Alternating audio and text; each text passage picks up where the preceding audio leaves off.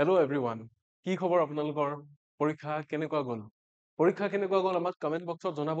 আৰু পৰীক্ষাৰ দিনা মই বহুতো শিক্ষাৰ্থী লগো পালো, বহুতো পৰীক্ষাৰ্থী লগ পালো। তেওঁলোকে জনোৱা মতে পেপাৰখন খুব লেংথি হয়। এইটো হোৱাটো ময়ো ভাবিছিলো তেনেকুৱা কিবা হ'ব পাৰে, আনএক্সপেক্টেড বস্তু হ'ব পাৰে। কাৰণ আনএক্সপেক্টেড বস্তু এটা আমাৰ ফালৰ পৰাও হৈছিল। কাৰণ 29 ডিচেম্বৰত ধুনীয়াকে পৰীক্ষাটো হোৱা কথা আছিলে। পৰীক্ষাটো হৈ আজৰি হৈ যাব সকলো মানুহ। নিউ ইয়েৰৰ কাৰণে, মাঘ বিহুৰ কাৰণে চব মানুহ পৰীক্ষা দি আজৰি হৈ যোৱাৰ কথা আছিল। কিন্তু এচাম মানুহে কি কৰিলে, কেৱল মাত্ৰ মেথছ ইনক্লুড কৰাৰ কাৰণে প্ৰতিবাদ কৰি পেলাই পৰীক্ষাটো পিছুৱাবলগীয়া কৰিলে, হাইকোৰ্টৰ ওচৰ পোৱালেগৈ। তাৰে ফলশ্ৰুতিত কি হ'ল, পেপাৰখন হয়তো চেঞ্জ হৈ গ'ল। আগৰ যিখন পেপাৰ আছিল সেইখন চেঞ্জ হৈ পেলাই এইবাৰ এনেকুৱা এখন পেপাৰ আহিল যিখন বহুত বেছি দীঘলীয়া, আৰু যিখন পেপাৰে এক প্ৰকাৰ বহুতো ছাত্ৰ ছাত্ৰীক মূৰৰ কামোৰো নিদিলে। এইটো কাৰণে কৈছো কাৰণ চিলেবাছৰ ভিতৰৰ একো বস্তু নাহিল। কিছুমান বস্তু আহিল, ইয়েছ, ইংলিছৰ ক্ষেত্ৰত কিছুমান যিখিনি বস্তু চিলেবাছৰ ভিতৰৰ পৰা আহিল সেইখিনি ইজিয়ে আহিছে। যিখিনি বস্তু চিলেবাছৰ বাহিৰৰ আহিল সেইখিনিয়ে মূৰৰ কামোৰণি এটা দিছে, কাৰণ ৰিডিং কম্প্ৰিহেনশ্যন জাতীয় বস্তু ইয়াতে নাছিলে। একে নিচিনা বস্তু মেথমেটিক্সৰ ক্ষেত্ৰতো হৈছে, যিখিনি নিৰ্মল ছাৰ আহিলে ক'ব নিৰ্মল ছাৰে ইয়াৰে পিছত এইটো ক্লাছতে গোটেইখিনি একেলগে কৰা হৈছে। মেথমেটিক্সৰ ক্ষেত্ৰতো হৈছে, যিটো বস্তু আপোনালোকক হয়তো আছাম এণ্ড ইটছ পিপলে নকৰিলেও পেডাগজি ছেক্টৰটোৱে কৰিলে। গতিকে এই বস্তুবিলাক যাতে আমি এটা লেচন পালো, যাতে ফিউচাৰত কিবা এটা বস্তু হলে আমি যাতে নেগেটিভ বস্তুবিলাক, পৰীক্ষা পিছুওৱা, প্ৰতিবাদ কৰা, এইবিলাক বাদ দি যাতে ভালকে পঢ়ো আমি। পৰীক্ষাটো যদি প্ৰথমতে হ'লহেঁতেন তেতিয়া হয়তো বহুতৰে ভাল হ'লহেঁতেন। এইটো অপ্ৰিয় হলেও সত্য। মেথছখিনিয়ে ইমান একো দিগদাৰ নকৰিলেহেঁতেন। এতিয়াও মেথছ যি আছিল চিলেবাছত তাৰ পৰা একো নাহিলে, মেনচুৰেশ্যন নাহিলে, ৰাইট? আৰু জেমেট্ৰিৰ কিবা কিবি বস্তু নাহিল, ট্ৰিগনমেট্ৰি নাহিল। গতিকে যিটো বস্তু হ'ব হৈ থাকে সেই বস্তুটোৰ আমি যদি বিৰোধিতা কৰো তেতিয়া নহ'বলগীয়া কিবাই হ'ব। হয়, মেথছ আৰু ইংলিছ দুয়োখিনি ইয়াতে আলোচনা কৰি মোৰ পিছে পিছে নিৰ্মল ছাৰে মেথছখিনিও পঢ়ুৱাই দিব। আৰু লগতে ক'ব বিচাৰিছো যে ৰিডিং কম্প্ৰিহেনশ্যন যি পেছেজ আহিলে, পেছেজৰ ডিছকাশ্যনটো আজি নকৰো, কাৰণ পেছেজখিনি মানুহৰ ইণ্টাৰপ্ৰিটেশ্যন বা পইণ্ট অফ ভিউৰ লগতো বহুত কথা থাকে। বহুতৰ মতে আনচাৰ্ছ এইকেইটা, বহুতৰ মতে আনচাৰ্ছ সেইকেইটা, বহুত কণ্ট্ৰভাৰ্চি হৈ যায়, উল্টা পাল্টা হয়। সেইটো কাৰণে সেইখিনি আমি আনচাৰ কিৰ ফালে থৈ দিলো। যেতিয়া আনচাৰ কি অফিচিয়েলি ৰিলিজ কৰিব তেতিয়া সেইখিনি বস্তু সকলোৱে গম পাই যাব। তাৰে উপৰি যিখিনি বস্তু বাহিৰা আছিলে, এন্টনিম, চিনোনিম, ভোকেবুলাৰীৰ বস্তুখিনি বা ইংলিছ গ্ৰামাৰৰ বস্তুখিনি য'ত প্ৰেপজিশ্যন পৰ্যন্ত আহিছে, সেইখিনি বস্তু আজি আমি ডিছকাছ কৰিম। তাৰে ভিতৰত মই ক্লাছত পঢ়ুৱাও কিবা কিবি বস্তু আছিলে, কিবা কিবি বস্তু এনেকুৱাও আহিছে যিখিনি বস্তু ডিছকাছ কৰাই হোৱা নাই। গতিকে আমি এবাৰ পেপাৰখনত কি কি ইংলিছৰ কুৱেশ্যন আহিল চকু ফুৰাই চাম। তাৰপিছত মেথছৰ খিনি অভিয়াছলি নিৰ্মল ছাৰে কৰিব। প্ৰথমতে পেপাৰখনৰ ফালে যাম। ইংলিছৰ ছেক্টৰটো মই যিখিনি লৈ আনিছিলো, আপোনালোকৰ বেলেগ বেলেগ বুকলেট চিৰিজ আছিলে অভিয়াছলি, আৰু মই যিখিনি আনিছো সেইখিনি বুকলেট চিৰিজ এৰ পৰা আনিছো। গতিকে বেলেগ বুকলেট চিৰিজৰ কোনেও যাতে এইটো নকয় যে আমাৰ দেখোন এইটো কুৱেশ্যন এইটো নম্বৰত নাছিলে। কুৱেশ্যনৰ ক্ৰমটো খেলি মেলি হ'ব পাৰে। 1 নম্বৰত হয়তো সেই একেটা কুৱেশ্যন নাথাকিব পাৰে, অপশ্যন এ টোৰ জেগাত বি টো শুদ্ধ হৈ থাকিব পাৰে, কিন্তু কুৱেশ্যন একেকেইটাই থাকিব, অপশ্যন একেকেইটাই থাকিব। মই আপোনালোকক জাষ্ট শুদ্ধ উত্তৰ কেইটা কৈ যাম, ঠিক আছে? কুৱেশ্যন নম্বৰ আৰু অপশ্যন কোনটো ক'ত পৰিছে সেইটোত ইমান গুৰুত্ব নিদিব। কেতিয়াবা কোনোবাটো এ পৰিব, আপোনাৰ তাত একেটা কুৱেশ্যন 5টা হয়তো নম্বৰ পিছত থাকিব, সেইটোৰ হয়তো কাৰেক্ট আনচাৰ চিতহে থাকিব। গতিকে সেইটো খেলি মেলি হ'ব পাৰে বুকলেট চিৰিজ ৱাইজ, চ' ডেট পৰীক্ষাত চিটিং নহয় বা আলোচনা নহয়, সেইটো ৰখাবৰ কাৰণে এইটো কাম কৰে। ঠিক আছে, ইংলিছ ছেক্টৰটো আলোচনা কৰিম। প্ৰথমতে জিটি টেটৰ বুকলেট চিৰিজ এৰ মতে যিটো প্ৰথম কুৱেশ্যন আহিছিলে, from the options given below choose the word that is most nearly opposite to the word frugal. frugal wordটোৰ opposite বিচাৰিছে। wordটোৰ মিনিংটো কি? frugal wordটোৰ মিনিংটো হৈছে যিজন মানুহ কি হয়, ইকনমিকেল, মানে মানুহজন মিতব্যয়ী, প্ৰয়োজনতকে অধিক খৰচ নকৰে যিজন মানুহে, সেইজনক কি বুলি কয়? frugal বুলি কয়। এইজন মানুহে প্ৰয়োজনতকে বেছি খৰচ নকৰে, প্ৰয়োজনতকে বেছি খৰচ কৰি ভাল নাপায়, যিখিনি খৰচ কৰিলে চলিব পাৰি কেৱল সেইখিনি খৰচ কৰে। আমি কি বুলি ক'ব পাৰো এইজন মানুহক অসমীয়াত? কি বুলি ক'ব পাৰো? আপোনালোকে যদি প্ৰথমবাৰৰ কাৰণে পাইছে তেতিয়াহ'লে কাইণ্ডলি এইখিনি বস্তু নোট কৰি ল'ব। মিতব্যয়ী বুলি ক'ব পাৰো যিজন মানুহে কমকে ব্যয় কৰে। তাৰে অপজিট লাগে আমাক, এন্টনিম লাগে। 4টা ৱৰ্ড দিয়া আছে, কি কি? এক্সট্ৰাভেগেন্ট, ৰিচ, মিজাৰেবল আৰু হ্যাপি। মিজাৰেবল মানে যিটো বস্তু মানুহৰ কাৰণে হ্যাপি নহয়, যিটো বস্তু ভাল নহয়, ভাল এক্সপিৰিয়েঞ্চ নহয়, তেনেকুৱা। হ্যাপি মানে হৈছে সুখী, ৰিচ মানে হৈছে চহকী, আৰু এক্সট্ৰাভেগেন্ট মানে হৈছে যিজন মানুহে প্ৰয়োজনতকে বেছি খৰচ কৰি দিয়ে। ঠিক আছে, মিনিং কেইটা গম পালে কোনটো কি হয়? যে হ্যাপিটো সুখী, মিজাৰেবলটো মানে হৈছে ভাল এক্সপিৰিয়েঞ্চ নহয়, বেয়া। তাৰপিছত ৰিচ মানে হৈছে চহকী বা ধনী, সম্ভ্ৰান্ত, আৰু এক্সট্ৰাভেগেন্ট হৈছে যিয়ে প্ৰয়োজনতকে বেছি খৰচ কৰি দিয়ে। ঠিক আছে, মানুহজনে যেনিবা দৰমহা পায় 1 লাখ টকা, 60,000 টকা তেওঁ অকল ইলেক্ট্ৰিচিটি বিলৰ নামতে খৰচ কৰি দিয়ে বা 60,000 টকা তেওঁ গেজেটেই কিনে, ছেভিংছ একো নাই, তেতিয়া সেইটো এক্সট্ৰা ভেকেন্ট বুলি কয়। ঠিক আছে, এক্সট্ৰা ভেকেন্ট মানে কি?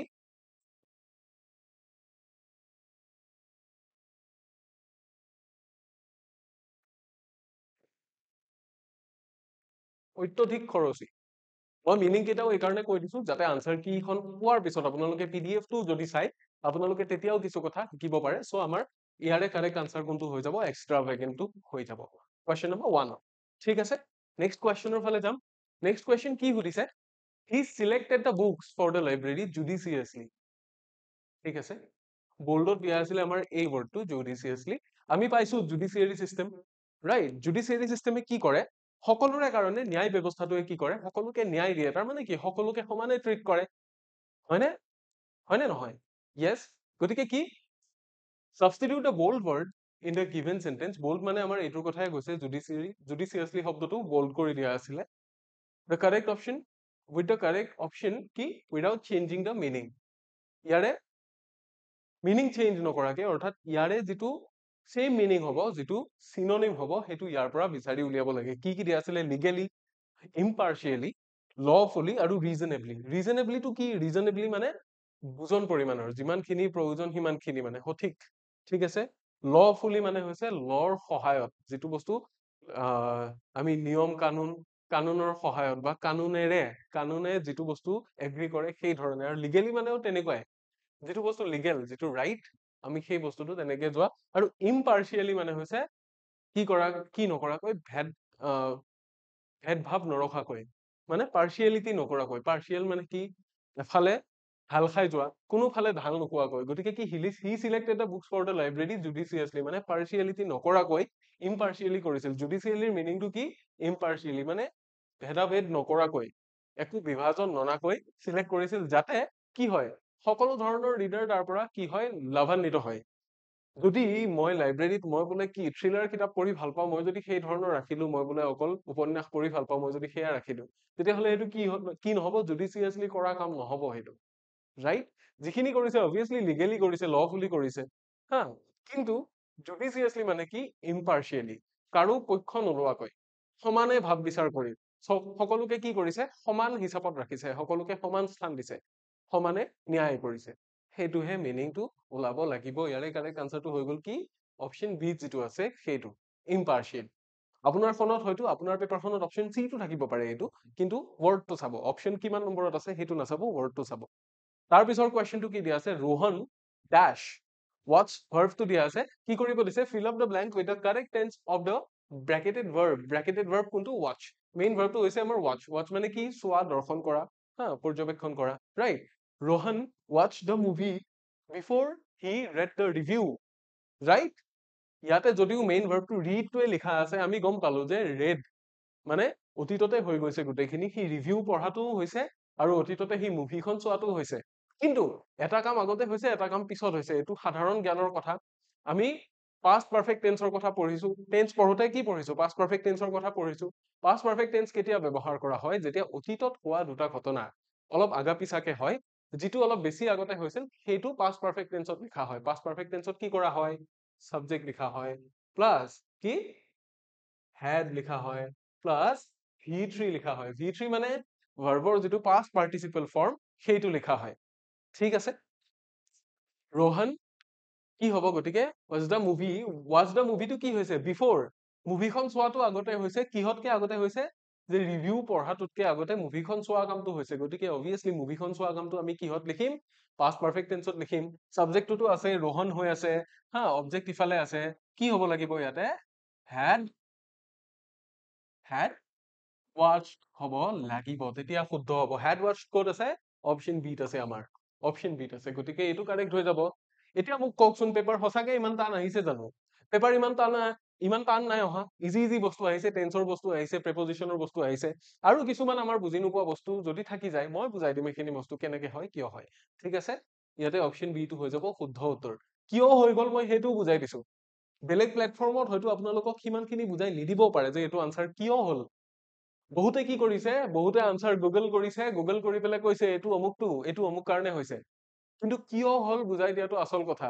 তেতিয়া আপোনালোকে নেক্সট ইয়াৰে পিছত যদি কিবা পৰীক্ষাত এইটো আহে, মোক বহুত ষ্টুডেণ্টে মেছেজ কৰিছে, সিদিনাখনে লগ পোৱা বহুত ষ্টুডেণ্টে মোৰ ফটো চটো উঠাই লৈ গ'ল, বহুতে মেছেজ কৰি আছে নম্বৰ লৈ পেলাই, এতিয়া বোলে ছাৰ আকৌ পঢ়িম, নেক্সট কিবা এক্সাম হলে আকৌ দিম, আপোনাৰ গাইডেন্স লাগিব।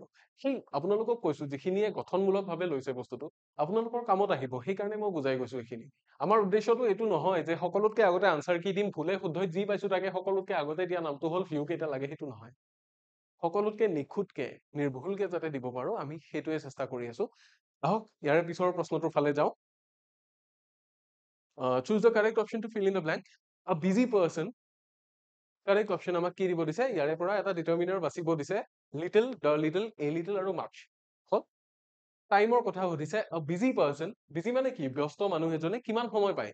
ব্যস্ত মানুহ এজনে সময় পায় নাপায়ে, কিন্তু তাৰে মাজতো ৱেষ্ট কৰাৰ কথা কৈছে। কি কৰিবলৈ, ৱেষ্ট, ৱেষ্ট মানে অপব্যয় কৰা, অপচয় কৰা। যে ব্যস্ত মানুহ এজনৰ হাতত অপচয় কৰিবলৈ সময় থাকে নে? ব্যস্ত মানুহ এজনৰ হাতত অপচয় কৰিবলৈ অকণমানো সময় নাথাকে বা একদম নগণ্য সময় থাকে, সেইটোক আমি কি বুলি কওঁ, লিটিল বা ফিউ এইটো কেটেগৰীত ৰাখো, ৰাইট। গতিকে টাইমটো কি, টাইমটো ইয়াতে আনকাউন্টেবল হৈ যাব। আনকাউন্টেবল হলে আমি কি ব্যৱহাৰ কৰিম, ফিউটো ইয়াতে কেটেগৰীতেই নাই, এ লিটিল, দ্য লিটিল ব্যৱহাৰ নকৰো, মাচ টাইমো ব্যৱহাৰ নকৰো, কি হব, লিটিল। লিটিল মানে একেবাৰে নগণ্য, একেবাৰে নাই অৰ্থ বুজায়, তাৰ মানে এজন ব্যস্ত মানুহৰ হাতত অপচয় কৰিবলৈ সময় নাথাকে, সেইটোৱে কি হৈ যাব, লিটিল হৈ যাব। সেইকাৰণে option A will be the right answer. ঠিক আছে, পিছৰ কুৱেশ্যনটোৰ ফালে যাম। কি দিয়া আছিলে, she lives dash dash honest means, means মানে কি ইয়াতে, means মানে উপায় বা পন্থা, জীয়াই থকাৰ কাৰণে মানুহে যি উপায় লয়, যি জীৱিকা লয়, সেইটোকে means বুলি কয়। হা, বুজি পাইছে, যিটো উপায় বা যিটো প্ৰফেশ্যন মানুহৰ জীয়াই থকাৰ যিটো পন্থা, সেইটো উপায় বুলি কয়। আৰু মিনছৰ কথা যেতিয়া কয় মানুহে, প্ৰফেশ্যনৰ কথা যেতিয়া কয়, তেতিয়া সেইটো কি বুলি কয়, প্ৰফেশ্যনৰ ক্ষেত্ৰত লিভছ বাই হৈ যায়। হ'ল। যদি ফুডৰ কথা কয় লিভ অন হৈ যাব, আৰু যদি প্ৰফেশ্যনৰ কথা কৈ যায় তেতিয়া লিভছ কি, লিভছ বাই। কি কাম কৰি চলে, বোলে অমুক তমুক কৰি চলে, সৎ পথেৰে চলে, তেতিয়া কি হব, she lives by honest means হৈ যাব। ইয়াতে বাকী বিলাক চাব দৰকাৰে নাই, ইয়াতে with, on, in এইবিলাক দৰকাৰে নাই, কি হৈ যাব, she lives by honest means, right? Option B will be the right answer. তাৰ পিছৰ কুৱেশ্যনটো চাওঁ আমি কি দিছে। From the options given below, choose the word that is most nearly the same in the meaning to the word synopsis. এতিয়া আপোনালোকে মোক কওক, আপোনালোকে কেতিয়াবা cinema, short film, short story এইবিলাক বস্তু লিখিছেনে? যদি লিখিছে তেতিয়া আপোনালোকে গম পায় তাৰে এটা কি কৰা যায়, প্ৰডিউচাৰক দেখুৱাবৰ কাৰণে বা এক্টৰ এক্ট্ৰেছ আমি যাক ল'ম বা যাৰ ওচৰত বস্তুটো লৈ যাম আমি প্ৰজেক্ট হিচাপে, তেওঁলোকক দেখুৱাবৰ কাৰণে কি কৰা যায়, এটা চামাৰি ৰেডি কৰা যায়। আৰু এই যিটো শৰ্ট চামাৰি, যিটোত কি কৰা যায়, আৰম্ভণিৰ পৰা শেষলৈ সাৰাংশ কৰি লিখি উলিওৱা যায়, সেইটোকে কি বুলি কয়, চিনপচিছ বুলি কয়। চিনপচিছ মানে কি বুজি পালেনে? যিটো সাৰাংশ, যিটো মেইন বস্তুটোৰ এটা চামাৰাইজ কৰি পেলাই যিটো প্ৰস্তুত কৰা যায়, সেইটোৱে হৈছে চিনপচিছ। হ'ল। আমাক কি লাগে, মিনিং নিয়াৰলি দ্য সেম, মানে আমাক চিনোনিম বিচাৰিছে। চিনপচিছৰ চিনোনিম কোনটো হৈ যাব, ইনডেক্স, মিক্সচাৰ, চামাৰি আৰু পাজল। পাজল মানে হৈছে কি, খেলি মেলি, উলট পালট। আমাক কি লাগে, সাৰাংশহে লাগে, চামাৰি মানে হৈছে সাৰাংশ। সো আমাৰ অপশ্যনটো হৈ যাব চামাৰি, অপশ্যন চি টো হৈ যাব ৰাইট আনসাৰ। মিক্সচাৰ মানে হৈছে কি, সকলো বস্তু মিক্স কৰি দিয়া এটা, সানমিহলি কৰি দিয়া এটা বস্তু। আৰু ইনডেক্স মানে হৈছে কি, ইনডেক্স য'ত কোন নম্বৰত কোনটো বস্তু আছে আমাক দেখুৱাই দিয়া থাকে, যে অমুকটো অমুক পৃষ্ঠাত আছে, তমুকটো তমুক পৃষ্ঠাত আছে। ইনডেক্সে আমাক সেইটো কাম কৰে, এইটো আঙুলিৰে আমি দেখুৱাই দিব পাৰো কাৰণে এইটোক আমাৰ কি বুলি কয়, ইনডেক্স ফিংগাৰ বুলি কয়, ৰাইট? সো ইনডেক্সটো নহয়, কোনটো হ'ব, চামাৰি হৈ যাব। হ'ল। তাৰে পিছৰ কুৱেশ্যনটোৰ ফালে যদি যাওঁ, কি দিয়া আছে, question number 47, from the options given below choose the word that is most nearly opposite to the word acumen, right? acumenৰ opposite দিছে। acumen মানে কি জানেনে, acumen মানে মানুহৰ বুদ্ধিমত্তা, যিটোৰে আমি কাম কৰিব পাৰো। আমাৰ মগজত কিবা এটা বস্তু সোমালে আমি যে বুজি পাওঁ, সেইটোকে acumen বুলি কয়, ৰাইট? যদিহে তাৰে অপজিটটো লাগে, কি হ'ব লাগিব, ইয়াতে কি কি আছে চাওক, এই গোটেই কেইটা ৱৰ্ড কি হয়, নাউন, ৰাইট? ইন্টেলিজেন্স মানে বুদ্ধিমত্তা, পটেনচিয়েলিটি মানে মানুহৰ কিবা এটা কাম কৰাৰ সামৰ্থ্য, যে এইখিনি মই এচিভ কৰিব পাৰিম, সেইখিনি কৰাৰ সামৰ্থ্যটো মোৰ ভিতৰত আছে, হয়তো এতিয়াও ফুল গ্ৰ'ন হোৱা নাই, কিন্তু ভিতৰত কিবা এটা আছে। চুপাৰফিচিয়েলিটি মানে মানুহৰ কাম কৰাৰ এফিচিয়েঞ্চি, কিমান ফাষ্ট মানুহে কাম কৰিব পাৰে। আৰু ইমবেচিলিটি শব্দটো ক'ৰ পৰা আহিছে, ইমবেচিলিটি শব্দটো আহিছে ইমবেচাইল শব্দটোৰ পৰা। এতিয়া সেম পেপাৰতে আপোনালোকে যদি পেডাগজি পঢ়িছে, তেতিয়াহ'লে গম পায় মানুহৰ আইকিউৰ ওপৰত কি কৰা হৈছে, মানুহক ভাগ কৰা হৈছে, জিনিয়াছৰ পৰা একদম ইফালে ষ্টুপিড, হয়নে? এটা পাৰ্ট আছে ইম্বেচাইল বুলি কয়, ইম্বেচাইল মানে মূৰ্খ। সো ইম্বেচিলিটি মানে কি, মূৰ্খামি বা মূৰ্খতা। গতিকে একিউমেনৰ অপজিটটো কি হৈ যাব, এইটো এইটো এইটো একেটাৰ মিনিং প্ৰায় সেম, একিউমেনৰ লগত মিনিংটো সিমিলাৰ, অপজিট হৈ যাব ইম্বেচিলিটি। ঠিক আছে, মনত ৰাখিব এইটো। কিয় হৈছে মই গোটেইখিনি কৈ কৈ গৈছো, আপোনালোকে আনসাৰ কিটো চাওঁতে যাতে গোটেইখিনি ভালকে চাই শেষলৈকে, তেতিয়া পিছত আৰু ভুল নহয়। হল, পিছৰ কুৱেশ্যনটো চাব কি দিয়া আছে। Choose the correct option to fill in the blank. I am entirely absorbed dash my business. Absorb মানে কি, absorb মানে শুহি লোৱা, right? আমি যে কি কৰো গাড়ী বিলাকত আমি ভুল কৰি কি বুলি কওঁ, সকেট জাবাৰ বুলি কওঁ, সকেট জাবাৰ নে কিবা এটা কওঁ যে, সেইটো একচুৱেলি কি শক এবজৰ্ভাৰ। শকটো যিয়ে এবজৰ্ভ কৰিব পাৰে, গাড়ীখন এনেকে ঠেকেচাত পৰিলে যিটো শক লাগে গাড়ীখনত, সেইটো বস্তু যিয়ে এবজৰ্ভ কৰে, সেই স্প্ৰিং যে থাকে, সেইটো শক এবজৰ্ভাৰ বুলি কয়, শক এবজৰ্ভাৰ, ৰাইট? গতিকে এবজৰ্ভ কিয় কয়, বিকজ এবজৰ্ভ মানে শুহি লোৱা, ৰাইট? চেনিটৰী পেডে কি কৰে, এবজৰ্ভ কৰে। তেনেকুৱা আৰু বহুত বস্তু আছে এবজৰ্ভ কৰে, ৰাইট? সৰু পোৱালীক যে আমি কি কৰি দিওঁ, হাগিজ পিন্ধাই দিওঁ, সিহঁতে কি কৰে, পেচাব কৰিলে পায়খানা কৰিলে সেই বস্তুটো এবজৰ্ভ কৰি লয়। গতিকে I am entirely observe in my business, মানে মই মোৰ বিজনেছত সোমাই গৈছো, ৰাইট? মই মোৰ বিজনেছত সোমাই গৈছো, তেতিয়া এইটো কি হব,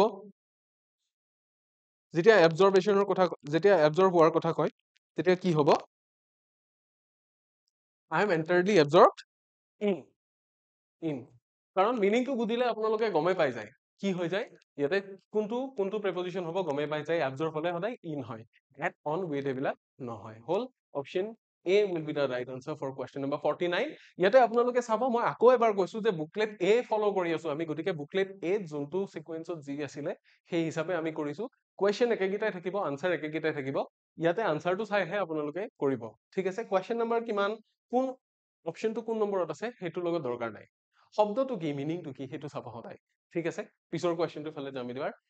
কুৱেশ্যন নম্বৰ 68 দিয়া আছে, change the sentence into a negative sentence. এটা নেগেটিভ সেন্টেন্স কৰিব দিছে, নেগেটিভ সেন্টেন্স মই কৈছিলো এইটো কথা যে as soon as থাকিলে আমি কি কৰো, no sooner কৰো, ৰাইট? no sooner অমুক, ৰাইট?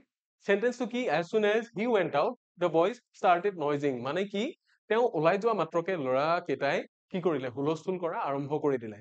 এতিয়া no sooner কি, had he gone out, প্ৰথম যিটো হয় সেইটো আমি no sooner had লিখি দিওঁ, ৰাইট? গতিকে য'ত no sooner did লিখিছে, হা, no sooner he went out লিখিছে, এইকেইটা আমি কাটিব পাৰো, অপশ্যন ডি আৰু অপশ্যন বি আমি এলিমিনেট কৰিব পাৰো। অন হোৱাট বেচিছ, কাৰণ no sooner had he হ'ব লাগিছিলে, ৰাইট? এতিয়া no sooner had he gone out the boys started noising, দেখিবলে চি টো একে নিচিনা লাগিছে, হয় নে নহয়? দেখিবলে চি টো আৰু এইটো একে নিচিনা লাগিছে, হয় নে নহয়? কিন্তু যদি ভালকে যদি চাই, পৰীক্ষা হলত পেনিক কৰি আমি ভুল কৰো কিছুমান বস্তু, তাৰে জ্বলন্ত উদাহৰণ এই প্ৰশ্নটো। পৰীক্ষা হলত যে আমি জনা বস্তু ভুল কৰি থৈ আহো, তাৰে জ্বলন্ত উদাহৰণ এই প্ৰশ্নটো। কাৰণ আপোনালোকে এ আৰু চি ভালকে চালে দেখিব, ইয়াতে কি দিয়া আছে, ইয়াতে দেন নাই দিয়া, ইয়াতে ডেট দিয়া আছে।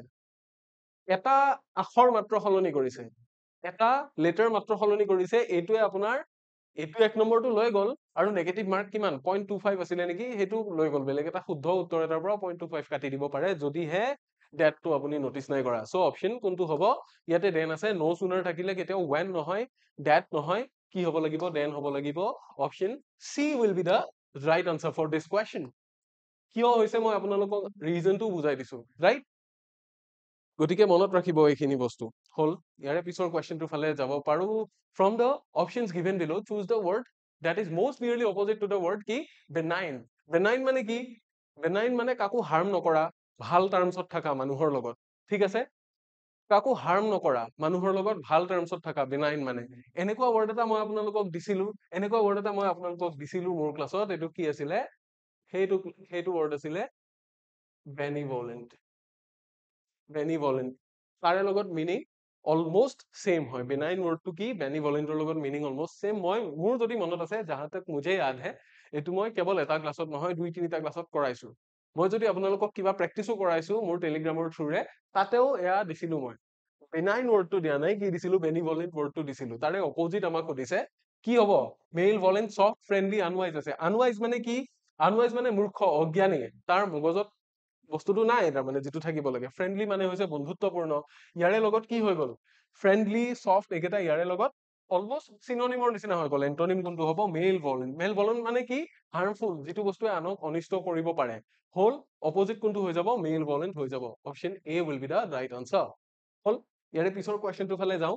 কি দিয়া আছে, এইটো এটা ক্ৰিটিকেল বস্তু, এইটোক লৈ মই আপোনালোকৰ ওচৰত এটা ক্লাছ এটা কৰিছিলো, প্ৰিপজিচনৰ এটা ক্লাছ মই আনিছিলো, সেইটোত কি আছিলে যে মেড অফ আৰু মেড ফ্ৰম কৰ পৰা কোনটো হয় মই বুজাইছিলো ভালকে, ঠিক আছে। একদম ৰিচেন্টলি কৰিছো, পৰীক্ষাৰ 2-3 দিন আগত মই কৰিছো যে মেড অফ ক'ত হয় আৰু মেড ফ্ৰম ক'ত হয়। এতিয়া কওক আইচক্ৰীম ইজ মেড ডেশ ৱাটাৰ, কোনটো হ'ব? মই এটা আপোনালোকক কৈছিলো যে ফিজিকেল ট্ৰান্সফৰ্মেশ্যন এটা বেলেগ বস্তু আৰু কেমিকেল ট্ৰান্সফৰ্মেশ্যন এটা বেলেগ বস্তু। যেতিয়া এটা বস্তু কেমিকেলি ট্ৰান্সফৰ্ম হৈ যায়, কেমিকেলি ট্ৰান্সফৰ্ম হোৱাৰ পিছত আমি সেই বস্তুটোত আগৰ বস্তুটো দেখা নাপাব পাৰো, ৰাইট? কেমিকেলি ট্ৰান্সফৰ্ম হলে কেনেকুৱা হয়, যেনে গাখীৰত কিবা বেক্টেৰিয়া ইম্পেক্ট কৰি পেলাই কি কৰে, দৈৰ সৃষ্টি কৰে। দৈ যেতিয়া বনোৱা যায় গাখীৰৰ পৰা বা ক্ৰীম যেতিয়া বনোৱা যায়, তাৰে ভিতৰত আপুনি গাখীৰখিনি ক'ত আছিল, এইখিনি আছিল, সেইখিনি আছিল, দেখা নাপায়, কাৰণ সি ফিজিকেলি কি হৈ যায়, সেই একেটা ৰূপত নাথাকে। কিন্তু যদি চামৰা এডাল কাটি পেলাই কি কৰা যায়, বেল্ট বনোৱা যায়, লেডাৰৰ পৰা যদি পাৰ্চ বনোৱা যায়, পাৰ্চটো চালে আপুনি গম পাব যে এইখিনিয়ে লেডাৰ, ইয়াৰ শ্বেপটো বদলি গৈছে খালি, বুজি পাইছেনে? প্ৰথমটোত কেমিকেল চেঞ্জৰ কথা কোৱা হৈছে, ছেকেণ্ডটো ফিজিকেল চেঞ্জ। যদি ষ্টীলেৰে বনোৱা এডাল ষ্টিক আছে, এই পেনটো সাপোজ প্লাষ্টিকেৰে বনোৱা, ইয়াতে উপৰি ভাগত আপোনালোকে প্লাষ্টিক খিনি দেখা পাই আছে, that is only physical change. কিহেৰে? প্লাষ্টিকেৰে বনোৱা হৈছে, কাৰণ এইটো প্লাষ্টিক। যদি দৈটো বনোৱা হৈছে, দৈ গাখীৰৰ পৰা বনোৱা হৈছে, তাতে আৰু গাখীৰ খিনি গৈ দেখা নাপাও। যদি আইচক্ৰীমটো বনোৱা হৈছে, পানীৰে বনাইছে নে পানীৰ পৰা বনাইছে, পানীৰ পৰা বনাইছে, কাৰণ আইচক্ৰীমটো আমি চালে তাতে পানীখিনি দেখা নাপাও, কিন্তু পানী বহুত ইউজ হৈছে তাতে। আইচক্ৰীমটো যেতিয়া আমি চাম তাতে পানী দেখা নাপাও আমি, বেলেগ বেলেগ কেমিকেলছ আছে, গাখীৰ আছে, কিবা বেলেগ ফ্লেভাৰ এড কৰিছে, হা, এইবিলাক বস্তু এড কৰা হৈছে। গতিকে কি হব, যেতিয়া কেমিকেল চেঞ্জ হৈ যায় তাতে ফ্ৰম হব, এইটো অফ নহয়। আইচক্ৰীম ইজ মেড অফ নহয়, ice cream is made from water হব লাগিব। চি আৰু বি উল্টা পুল্টা হৈ গৈছে, এইটো যাতে এইটো বস্তু ইয়াতে টাইপ কৰোতে উল্টা হৈ গৈছে, এইটো বস্তু যাতে আপোনালোকে বুজতে যাতে গণ্ডগোল নালাগে, কি হব, অপশ্যন বি টো আমি টিক কৰিছো। শুদ্ধ উত্তৰটো কোনটো হয়, কিয় হয় মই কৈ দিছো আপোনালোক, মেড ফ্ৰম হব, ঠিক আছে, মেড অফ নহয়, কাৰণ আইচক্ৰীমটোত আমি পানীখিনি দেখা নাপাওঁ। তাৰে পিছত চাওক কি দিয়া আছে, তাৰে পিছত চাওক, choose the correct option to fill in the blank. শুদ্ধ উত্তৰটো বাচিব দিছে, I had not expected to meet him. প্ৰথমতে আমাক ক্লু এটা দিছে, যে মই তেওঁক লগ পাম বুলি আশা কৰা নাছিলো। গতিকে কি, ইট ৱাজ কোৱাইট এন কি ডেশ মিটিং। গতিকে মিটিংখন কি আছিল, আকস্মিক আছিল বা হঠাতে হৈছিল, কাৰণ এইখন মই আশাই কৰা নাছিলো লগ পাম বুলি। গতিকে অৰ্গেনাইজ মানে কি, অৰ্গেনাইজ মানে গোটেইখিনি বস্তু চিজিল কৰি দিয়া, এফালৰ পৰা গোটেইখিনি বস্তু সজাই পৰাই তোলা। গতিকে তেওঁক যিটো লগ পোৱা, তেওঁৰ যিটো মিটিং আছিলে, এই মিটিংটো কি আমাৰ সভাৰ কথা কোৱা নাই, লগ পোৱা মিটিংটোৰ কথা কৈছে। তেওঁক যে মই লগ পাম মই ভাবাই নাছিলো, গতিকে তেওঁক লগ পোৱাটো কি আছিলে, অৰ্গেনাইজ, ইন্টেনচনেল, আনডিজাইৰেবল নে এক্সিডেন্টেল, কোনটো হ'ব? মই বুজাই আছো, অৰ্গেনাইজ মানে গোটেইখিনি পৰিপাতি কৰি এটা ক্ৰমত সজোৱা, ইন্টেনচনেল মানে হৈছে ইচ্ছাকৃত, যিহেতু মই ভবাই নাই, ইচ্ছাকৃত হ'ব জানো, নহয়। আনডিজাইৰেবল, আনডিজাইৰেবল মানে এনেকুৱা এটা বস্তু যিটো বস্তু আশা কৰিব ইচ্ছা নাযায়, যিটো বস্তু মনেৰে নিবিচাৰো, তেওঁক লগ কৰিম বুলি মই মনেৰে নিবিচাৰো, বিচৰা নাছিলো, নে এক্সিডেন্টেল। এইটো কি হ'ব, এক্সিডেন্টেল হ'ব। এক্সিডেন্টেল মানে হঠাতে হোৱা, হা, ঘটনাক্ৰমে হোৱা কিবা এটা বস্তু, হঠাতে, একদম প্ৰি প্লেন নহয়, এইটো বস্তু হঠাতে হৈ গল আৰু। গতিকে কি, I had not expected to meet him, it was quite an accidental meeting. So option D will be the right answer for this question. হল। ইয়াৰে পিছৰ কুৱেশ্যনটো যদি আমি চাওঁ, ইয়াতে কি দিয়া আছে, choose the correct option to fill in the blank. He always stammers in public meetings, but এটা মই ক্লাছ কৰিছিলো ইয়াৰে আগতে, এডিআৰডিৰ সময়ত কৰিছিলো, মোৰ মনত আছে, সেন্টেন্স কমপ্লিশন। সেন্টেন্স কমপ্লিশনৰ ক্লাছ কেইটা যদি আপোনালোকে চাই গম পাব যে এটা সেন্টেন্সৰ এটা পাৰ্ট দিয়া থাকে, কজ এণ্ড ইফেক্ট থাকে, হা, কন্ট্ৰাষ্টিং ৱৰ্ড থাকে, সাপোৰ্টিং ৱৰ্ড থাকে, হয় নে নহয়, এইবিলাক কি বেলেগ বেলেগ বস্তু দিয়া থাকে। এতিয়া বাটটো কি, বাটটো আছিলে কন্ট্ৰাষ্টিং ৱৰ্ড। আপোনালোকে যদি সেই ক্লাছ কেইটা চোৱা নাই আকৌ এবাৰ চাই ল'ব, সেন্টেন্স কমপ্লিশনৰ ক্লাছ কেইটা। সো বাটটো কি, আমাৰ কিছুমান ৱৰ্ড ধৰি দিয়া থাকে, আৰু তাৰে ভিতৰত বাটটো কি, কন্ট্ৰাষ্টিং ৱৰ্ড। কন্ট্ৰাষ্টিং ৱৰ্ডে সদায় কি কৰে, যে যিটো বস্তু এক্সপেক্ট কৰা যায় তাতকে উল্টা বস্তু এটা কৰাই দিয়ে। মানে এফালৰ এটা ক্লজত যদি এটা বস্তু লিখা আছে, আনফালৰ ক্লজটোত কি হৈ যাব, তাৰে উল্টা বস্তু এটা আহিবই লাগিব বাট থাকিলে, আদাৰৱাইজ বাটটো মিনিংলেছ হৈ যাব। আমি কুৱেশ্যনটোত থকা বস্তুটোতো সলাব নোৱাৰো, ই থাকিবই লাগিব। গতিকে ইফালৰ বস্তুখিনি আমি চুজ কৰিব পাৰিম যে ইয়াৰে কোনটো বহিব, right. He always stammers in public meetings. Stammer মানে কি, ষ্টেমাৰ মানে কথা কলে যে আমাৰ লাগি ধৰে কিছুমান, মই এনেকে যে কয়, কিহৰ কাৰণে, এইটো ইচ্ছা কৰি নকৰে কোনেও, কাকো নাহাঁহিব একদম, চৰি এইটো কাৰণে। এইটো কি, মই বুজাবৰ কাৰণে কৈছো জাষ্ট। ষ্টেমাৰ কৰা মানে কি, শুনোৱা বুলি কয়, ৰাইট? আপোনালোকে ননী পালকিৱালাৰ ষ্টৰী যদি পঢ়িছে তেতিয়াহ'লে গম পাব, আৰু যদি নাই পঢ়া পিছত পঢ়ি ল'ব বাৰু। আমাৰ কথা কওঁতে যে লাগি লাগি যায় এইটোকে ষ্টেমাৰ কৰা বুলি কয়। পাব্লিক মিটিঙত, সাধাৰণ সভাত মানুহৰ মাজত কথা কওঁতে সদায় তেওঁৰ লাগি লাগি ধৰে বা তাৰ লাগি লাগি ধৰে। গতিকে তাৰ পিছত কিন্তু কৈছে, কিন্তু যদি কৈছে তেতিয়াহ'লে কি হ'ব? পিছৰ চিটুৱেশ্যনটো আনএক্সপেক্টেড চিটুৱেশ্যন এটা হ'ব। ইয়াৰে ওলোটা চিটুৱেশ্যন হ'ব, বাট হিজ টুডে স্পীচ, আজিৰ কিন্তু তাৰ যিটো ভাষণ আছিল সেইটো কেনেকুৱা আছিলে? was fairly audible to everyone, সকলোৱে ঠিকেই শুনা পাইছিল। শুনাৰ ক্ষেত্ৰত শুনা এবিলিটিৰ কথা কৈছে নেকি? নাই কোৱা। তাৰ কথা কোৱাৰ যিটো ফ্লুৱেঞ্চি সেইটোৰ কথা কৈছে, right? was not liked by the audience, অডিয়েন্সে ভাল পোৱা নাছিল বুলি কৈছে। তাৰে কথা কৈছিল নেকি? আমাৰ আগৰখিনিত ভাল পোৱা নোপোৱাৰ কথাটো কোৱা নাছিল, চ' এইটোও নহ'ব। আৰু কি আছে? was not received by the audience, অডিয়েন্সে গ্ৰহণ কৰা নাছিল বুলি কৈছে। গ্ৰহণ কৰা নকৰাৰ কথাও কোৱা নাছিল। তাৰ যিটো কথা কোৱাৰ ফ্লুৱেঞ্চি সেইটো মতে কৈছে যে সি সদায় ষ্টেমাৰ কৰে, কিন্তু আজি তাৰ কথাটো কি আছিল? was surprisingly fluent, আজি তাৰ যিখিনি কথা কৈছিল, আজি মিটিঙত যিখিনি তাৰ বক্তৃতা আছিলে, আশ্চৰ্যজনকভাৱে কি আছিল? ফ্লুৱেণ্ট, সলসলীয়াকে কৈছিলে সি।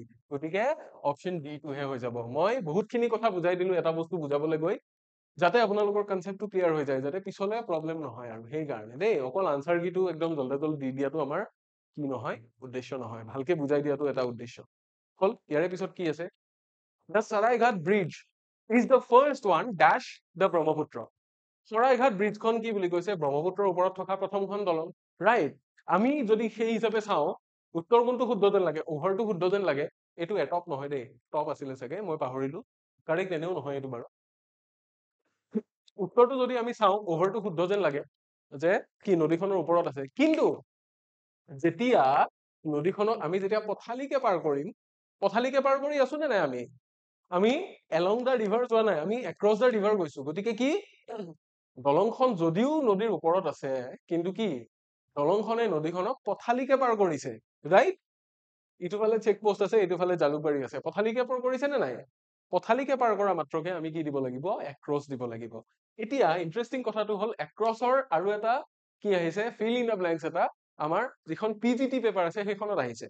মই সেইটোও বুজাম বাৰু নেক্সট ভিডিঅ'টো, আপোনালোকে চালে গমেই পাব। এইটো কি হৈ যাব? এক্ৰছ হৈ যাব, এইটো অভাৰ নহয়, মনত ৰাখিব। এক্ৰছ কিহৰ কাৰণে হৈছে? কাৰণ পথালিকে পাৰ কৰি গৈছে নদীখন। য়েছ, ওপৰতে আছে, কি হৈ থকা নাই? আলগ হৈ থকা নাই, কিন্তু দুটা পাৰে লাগি আছে আৰু পথালিকে পাৰ কৰিছে। পথালিকে পাৰ কৰিছে, ৰাইট? সেইটো কাৰণে কি হ'ব? এক্ৰছ হৈ যাব। Option A will be the right answer. আপোনালোকে চেক কৰি চাব পাৰে, গুগল চেক কৰি চাব পাৰে, ইয়াৰে যদি কিবা হেৰফেৰ হয় এইটোৱে পাব আপোনালোকে গুগল কৰিলেও। নেক্সট কি দিছে? A person who goes on horseback, এজন মানুহ, এটা ওৱান ৱৰ্ড সাবষ্টিটিউশন দিছে, পেডেষ্ট্ৰিয়ান নহয়, ৰাইট? পেডেষ্ট্ৰিয়ানে কি কৰে? খোজকাঢ়ি যায়। খোজকাঢ়ি যোৱা পদাতিক মই কৈছিলো, পদাতিকক কি বুলি কয়? পেডেষ্ট্ৰিয়ান বুলি কয়। এজন মানুহ যিজনক আমি কি বুলি কওঁ? কি বুলি কওঁ? অশ্বাৰোহী বুলি কওঁ।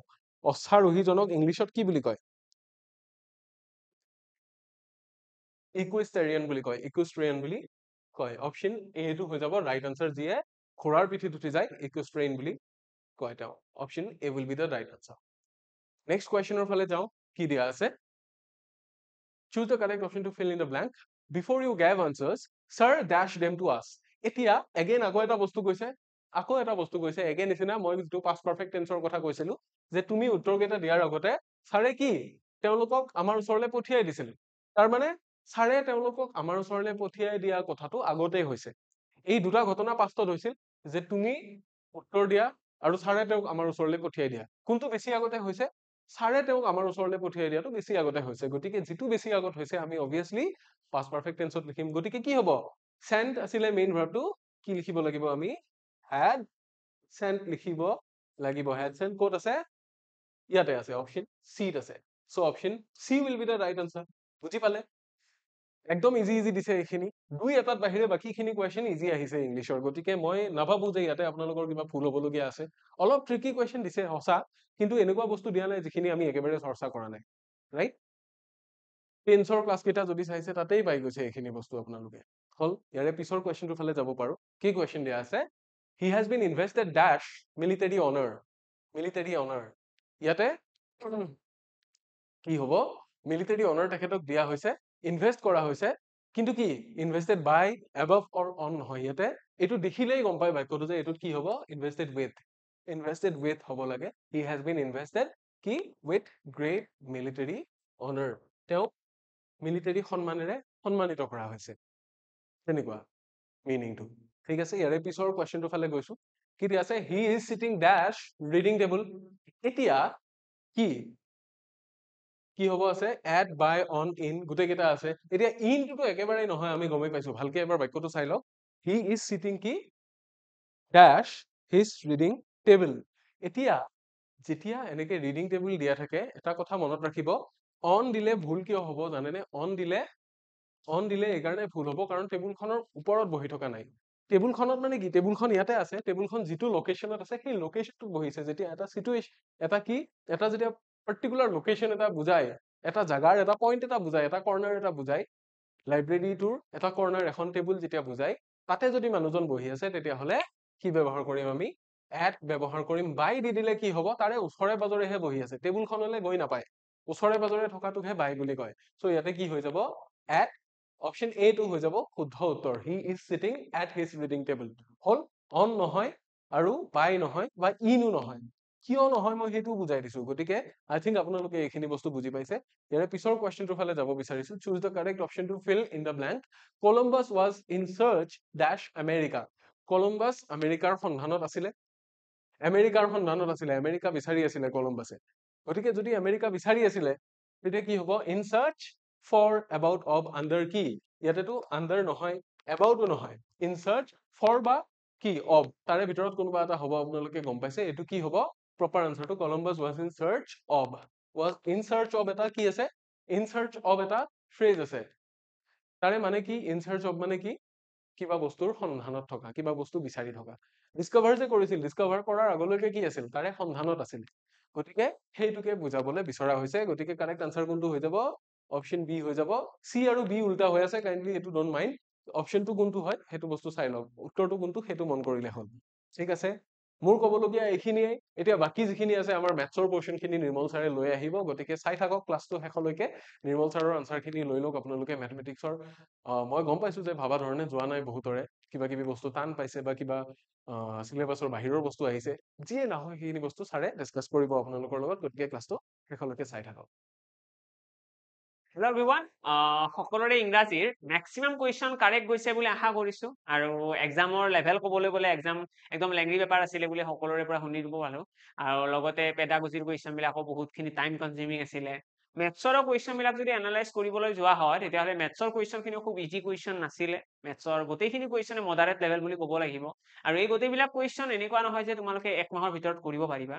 খুব টান কুৱেশ্যন বুলিয়ে ক'ব পাৰি। কিছুমান মানে যদি আমি লাষ্ট ইয়াৰৰ বা আগৰ টেটৰ যিটো পেটাৰ্ণ আছে সেই পেটাৰ্ণটো যদি চাওঁ, সেই পেটাৰ্ণৰ লেভেলতকৈ ক'ব গ'লে এইবাৰ কমপ্লিটলি এটা ডিফাৰেণ্ট লেভেলৰ কুৱেশ্যন আমাক দিয়া দেখা গৈছে। কমপ্লিটলি বেলেগ, কমপ্লিটলি আমাৰ ক'ব গ'লে আমাৰ এডিএৰিৰ পেটাৰ্ণ, এডিএৰিত যিখিনি কুৱেশ্যন আহিছিলে সেইবিলাক কুৱেশ্যন এক্সামত ইয়াতে দিয়া দেখা গৈছে।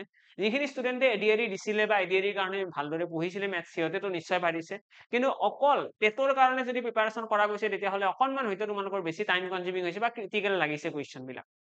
বাৰু যিয়ে নহওক, পেটাৰ্ণ চেঞ্জ হৈছে যেতিয়া এনেকুৱা একো নাই যে কোনোবা এজনৰহে বেয়া হ'ব, বেয়া সকলোৰে হ'ব। তো কাট অফটো অবভিয়াছলি লয়ে যাব। তো সেইটো বস্তু মাইণ্ডত ৰাখিবা, বেছি চিন্তা কৰিব লগা নাই। ষ্টাৰ্ট কৰিছো ক্লাছটো। আমি ইয়াতে কুৱেশ্যন বিলাক গোটেইবিলাকে আলোচনা কৰিম, কোনটো কুৱেশ্যনৰ কি কাৰেক্ট এনচাৰ আহিব, কেনেকৈ কৰিব লাগিব, গোটেইখিনি কথাই আলোচনা কৰিম। প্ৰথম এটা কুৱেশ্যন ইয়াতে আছিলে 2 to the power 57। ইয়াৰে ইউনিট ডিজিট কি হ'ব? ঠিক আছে, ইউনিট ডিজিট কি হ'ব, ইউনিট প্লেছত কোন ডিজিটটো আহিব, এইটো কুৱেশ্যন আছিলে। এইটো কুৱেশ্যন সলভ কৰাৰ কাৰণে প্ৰথমতে আমি জানিব লাগিব 2ৰ সাইক্লিসিটি কিমান। 2ৰ সাইক্লিসিটি, সাইক্লিসিটি হয় কি, সাইক্লিসিটি মানে হৈছে দুই সংখ্যাটোৰ এককৰ ঘৰত কি কি অংক আহাৰ সম্ভাৱনা থাকে। তো দুই অংকটোৰ যেতিয়া পাৱাৰ লম, পাৱাৰ কি থাকে, প্ৰথমতে থাকে 2 to the power 1 মানে 2, এটা থাকিব 2 স্কয়াৰ মানে 4, এটা থাকিব 2 কিউব মানে কিমান 8, আৰু এটা থাকিব 2 to the power 4। মনত ৰাখিবা যিকোনো এটা সংখ্যাৰ এককৰ ঘৰত মেক্সিমাম সৰ্বাধিক 4টা সংখ্যাহে আহিব পাৰে, 4টা অংক থাকিব পাৰে। এককৰ ঘৰত 4টাতকৈ বেছি অংক থাকিব নোৱাৰে। এতিয়া মই যদি ইয়াতে 2 to the power 4ৰ পাছত 2 to the power 5 লওঁ তেতিয়া কি আহিব, 2 to the power 5ত তোমালোকে দেখিবা 32। আৰু 32ৰ এককৰ ঘৰত কোন আছে, 2 আছে। আৰু ইয়াতে কি আছে, ইয়াতেও 2 আছে ন। মানে ক'ব গ'লে এককৰ ঘৰত মাত্ৰ 2, 4, 8, 6 এই 4টাৰ বাহিৰে বেলেগ সংখ্যা নাথাকে। 2 থাকিব পাৰে, 4 থাকিব পাৰে, 6 আৰু 8 এই সংখ্যাকেইটাতকৈ বাহিৰে বেলেগ সংখ্যা 2ৰ পাৱাৰ তোমালোকে যিকোনো সংখ্যা নোলোৱা কিয় এনসাৰত মাত্ৰ এই 4টা সংখ্যাহে থাকিব, তাতকৈ বেলেগ সংখ্যা নাথাকে। তাৰে পিছৰ সংখ্যাকেইটা কি হ'ব, ৰিপিট হ'ব। এতিয়া ইয়াতে 2 আহিছে, এইবাৰ 4 আহিব। 8 আহিব 6 আহিব তাৰপিছত আকৌ 2 আহিব বুজি পালা তো সেইকাৰণে যিকোনো এটা সংখ্যাৰ সাইক্লিসিটি হাইয়েস্ট কি থাকে 4 থাকে আৰু আমি ইয়াতে দেখিব পাইছো 2 ৰ কিমান আছে 2 ৰ সাইক্লিসিটি হৈছে 4 যেহেতুকে 2 ৰ সাইক্লিসিটি 4 আছে তো আমি কি কৰিম 4 ৰে 57 হৰণ কৰিব লাগে ঠিক আছে আমি 4 ৰে কি কৰিম 57 হৰণ কৰিম তো 4 ৰে যদি হৰণ কৰো 1 আহি গল 1 থাকি গল 17 আহি গল 4 ৰে 4 বাৰ গুচি গল ঠিক আছে আমি দেখিলো এককৰ ঘৰত কোন আমাৰ ইয়াতে ৰিমাইন্ডাৰ কি আহিছে ৰিমাইন্ডাৰ মানে ভাগশেষ আহিছে 1 তো আমি কি কৰিব লাগে প্ৰথমতে সাইক্লিসিটিটোৰে পাৱাৰটো হৰণ কৰিব লাগে আৰু হৰণ কৰি যিটো ভাগশেষ আহিছে আমি সেইটোহে পাৱাৰ থকা বুলি ধৰিব লাগে আমি ইয়াতে 2 to the power 57 নিলিখো আমি লিখিম 2 to the power 1 কিয় লিখিলো কাৰণ ৰিমাইন্ডাৰ ভাগশেষ যি আছে আমি সেইটো লিখিম বাকি বিনা লিখি লাভ নাই তো ভাগশেষটো আমি ইয়াতে কি দেখিলো 1 দেখিলো ভাগশেষ সদায় কি আহিব হয়তো 1 আহিব নহলে 2 নহলে 3 নহলে 0 আৰু 0 আহিলে তোমালোকে 4ও লিখিব পাৰিবা ইয়াতে যদি ভাগশেষ 0 আহে তেতিয়ালে ওপৰত 4 লিখিলে হ'ল আলটিমেটলি কথাটো হ'ল যে যদি 1 আহে ভাগশেষ তেতিয়াহলে 2 to the power 1 আৰু ইয়াতে आंसर কিমান আছে 2 to the power 1 মানে কিমান 2 তো ইয়াৰে কারেক্ট আনসারটো আহিব 2 যদি 2 স্কয়ার থাকিলহেতেন তেতিয়া 4 2 কিউব 8 যদি ইয়াতে 0 আহিলহেতেন ৰিমাইন্ডাৰ 0 তেতিয়াহলে আমি কি লিখিলো হয় 2 to the power 4 মানে কারেক্ট আনসার কি আহিলেন 6 ইউনিট ডিজিট কি হব ইউনিট ডিজিট আমাৰ হৈ গলহেতেন 6 তো এইখিনি কথা আমি মাইন্ডত ৰাখিব লাগিব আমাৰ সাইক্লিসিটিৰ কনসেপ্টটো থাকিলে এইটো কোৱেশ্চন খুব বেছি টান কোৱেশ্চন নাছিলে আদাৰৱাইজ কোৱেশ্চনটো খুব টান কোৱেশ্চন আছিলে নেক্সট কোৱেশ্চনৰ ফালে আহিছো এইটো কোৱেশ্চন এতিয়া এইটো কোৱেশ্চনো খুব টান কোৱেশ্চন যদি এক্সাম পইণ্ট অফ ভিউৰে চোৱা যায় এইটো কোৱেশ্চন যদি তোমালোকে আগতে ঘৰত চাই যোৱা নাই বা আগতে যদি এনেকুৱা কোৱেশ্চন প্ৰেক্টিস কৰা নাই তেতিয়াহলে অবিয়াসলি এইটো কোৱেশ্চন এক্সামত কৰিবলৈ খুব টান লাগিছে এইটো কোৱেশ্চন আমি কৰিব কি লাগে আমি x ইকুৱেল আমাৰ 29 দিয়া আছে আৰু ইয়াতে আমাক এটা ইকুৱেশ্যন এটা দিয়া আছে আমি কি কৰিব লাগে এই 30 ৰ জায়গাত আমি ইয়াৰে x ৰ ভ্যালুটো ইয়াতে ইউজ কৰিব লাগে কেনেকৈ ইউজ কৰিম আমি কি কৰিব পাৰো আমি লিখিব পাৰো ইয়াতে x + 1 ইজ ইকুৱেল কি হ'ব 29 + 1 হ'ব নে নাই নিশ্চয় হ'ব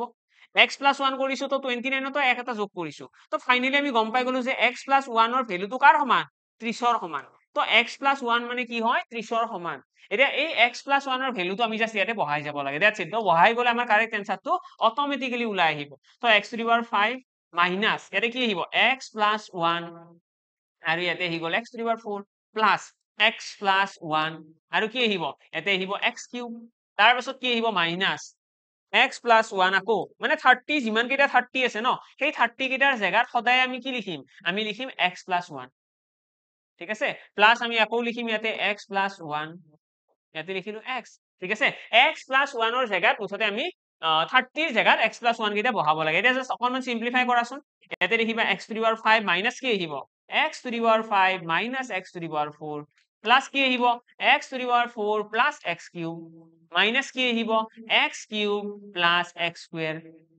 সরি দেই প্লাস নহয় এটো মাইনাস হ'ব তাৰ পাছত হে প্লাস আহিব x² প্লাস x এটা যদি ইয়াতে চাও x² কাট খাই গল x³ কাট খালে x to the power 4 x to the power 5 সব কাট খাই গল থাকি গল কিমান x আৰু x ৰ ভ্যালু কিমান x ৰ ভ্যালু আমাক কোৱেশ্চনতে দিয়া আছিল 29 তো কাৰেক্ট আনসাৰটো আমাৰ কি হ'ব option D 29 will be our correct answer তো এটো আছিল আমাৰ কোৱেশ্চনটো সলভ কৰাৰ টেকনিক আমি প্ৰথমতে 30 টো ৰিপ্লেস কৰিব লাগিব x ৰ ভ্যালুৰ সৈতে অৰ্থাৎ x + 1 ৰ সৈতে ৰিপ্লেস তাৰ পিছত আমাৰ অটোমেটিক্যালি আনসাৰটো ওলাই আহিব নেক্সট কোৱেশ্চনৰ ফালে আহিছো এইটো কোৱেশ্চন এইটো খুব ইজি কোৱেশ্চন আছিলে যদিহে ভালদৰে পঢ়িছা কাৰণ গোটেই পেপাৰখনত ক'বলৈ গ'লে এইটো খুব ইজি কোৱেশ্চন আছিলে ইয়াতে আমাৰ কোৱেশ্চনত সিম্পলি কি কৈছিলে ইয়াতে আমাৰ কোৱেশ্চনত কৈছিলে যে বাস এখন মানুহ উঠিছে মানুহ নামিছে এইটো কোৱেশ্চন সলভ কৰাৰ কাৰণে আমাৰ হাতত বহুত টেকনিক আছিলে আমি অপচনো ইউজ কৰিব পাৰিলোহেঁতেন অপচন ইউজ কৰিও কৰিব পাৰিম মই ইয়াতে দেখাই দিম বাৰু অপচন ইউজ কৰি কেনেকৈ হ'ব এইটো সাইডত দেখাম ইউজিং অপচন আৰু এটা আছিলে আমাৰ বেসিক মেথড যেটো আমি কোৱেশ্চন পঢ়ি পেলাই ইকুৱেশ্যন বনাই পেলাই সলভ কৰিম ঠিক আছে ইকুৱেশ্যন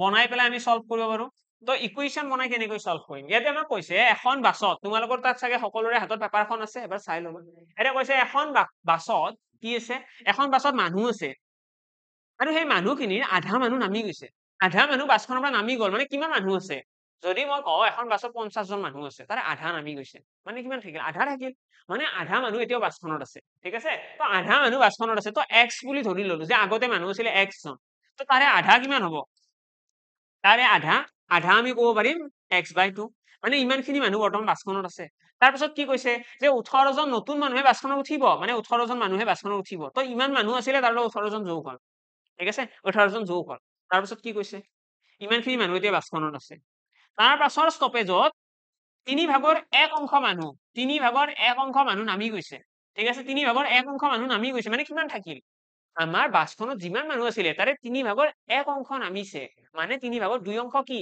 বাছখনত আছে তো আমি ইয়াতে কি লিখিম বাছখনত কিমান মানুহ আছে প্ৰথমতে আধা নামি গৈছে মানে আধা আছে তাৰপিছত 18 জন উঠিছে মানে ইমানখিনি মানুহ আছে বৰ্তমান তাৰপিছত কি হৈছে 3 ভাগৰ 2 অংশ মানুহ এতিয়া বৰ্তমান আছে কাৰণ 1 অংশ নামি গ'ল ন 3 ভাগৰ 1 অংশ নামি গ'ল ঠিক আছে তাৰপিছত কি কৈছে আকৌ 16 জন বাছখনত উঠিছে মানে আকৌ 16 জন উঠিছে বাছখনত আৰু উঠাৰ পাছত কি হৈছে 16 জন বাছখনত উঠাৰ পাছত সেম নাম্বাৰ অফ পেছেঞ্জাৰ আমাৰ ইনিচিয়েলি যিমান আছিল সিমানখিনি সমান হৈ গৈছে মানে আৰম্ভণিতে যিমানজন মানুহ আছিলে বাছখনত এতিয়াও সিমানজনে আমি ইয়াতে কি ধৰিছিলো যে আৰম্ভণিতে মানুহ আছিলে x আধা নামি যোৱাৰ পিছত x/2 তো সেইকাৰণে আৰম্ভণিৰ মানুহৰ সমান এতিয়া এই ইকুৱেশ্যনটো তোমালোকে সলভ কৰিব লাগে তোমালোকৰ কাৰেক্ট আনসাৰ অটোমেটিক্যালি ওলাই আহিব ইয়াতে আমি দেখিম x প্লাস কিমান আহিব 36 ডিভাইডেড বাই 2 ঠিক আছে ইয়াতে ইনটু কিমান আছে 2/3 আছে ইয়াতে 2 কাট খাই গ'ল এতিয়া নেক্সট আমি ইয়াতে দেখিলো প্লাস 16 ইকুৱেল আছে x তাৰ পাছৰ লাইনত আমি কি সলভ কৰিম ইয়াতে এলসিএম লোৱা 3 আহিব তলত ওপৰত আছে x প্লাস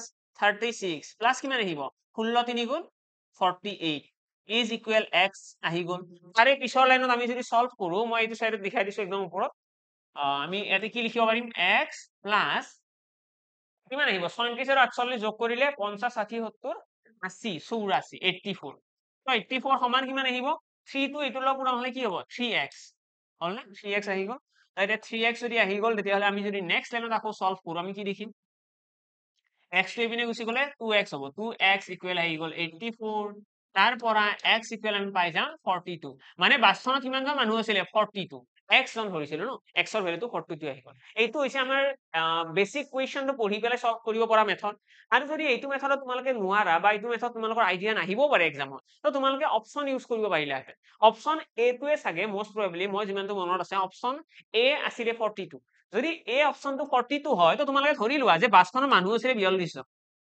যদি 42 জন মানুহ আছিলে তাৰে আধা মানুহ কি হ'ব প্ৰথম ষ্টপেজত কোৱাচোন প্ৰথম ষ্টপেজত কি হ'ব নামি যাব মানে 42 ৰ আধা মানে কিমান 21 জন তো 21 জন মানুহ কি হৈছে বৰ্তমান বাছখনত আছে 21 জন নামি গ'ল 21 জন আছে এতিয়া 21 জনৰ পিছত কি হ'ব ইয়াৰে পিছত 18 জন মানুহে বাছখনত উঠিব 18 জন উঠি গ'ল বাছখনত তো কিমান হ'ল টোটেল 39 জন মানে বাছখনৰ এতিয়া 39 জন মানুহ আছে তাৰপিছত কি কৈছিলে যে ইয়াৰে 3 ভাগৰ 1 অংশ মানুহ নামি গৈছে 3 ভাগৰ 1 অংশ মানে কিমান হ'ব 39 জন মানুহক যদি 3টা ভাগত ভগাই দিও কিমান হ'ব 13 জন 13 জন 13 জন মানে ইয়াৰে পৰা 13 জন মানুহ নামি যাব 13 জন নামি গ'লে কিমান জন থাকিব 26 জন মানুহ থাকি যাব ঠিক আছে এতিয়া বৰ্তমান বাছখনত 26 জন মানুহ আছে তাৰপিছত কি হৈছে 26 জন মানুহ থাকাৰ পিছত 16 জন মানুহে বাছখনত উঠিছে আৰু 16 জন মানুহ বাছখনত কি হৈছে উঠিছে আৰু 26 জন লগত 16 যোগ কৰিলে আমি কিমান পাম 42 এতিয়া চোৱা আমি যেতিয়া 16 জন মানুহ উঠিলে কুৱেশ্যনত কি কৈছে যে 16 জন মানুহ উঠাৰ পিছত আৰম্ভণিতে যিমান মানুহ আছিল সিমান মানুহে হৈ গৈছে আৰু হৈছে নে নাই সো আৰম্ভণিত ধৰিছিলো 42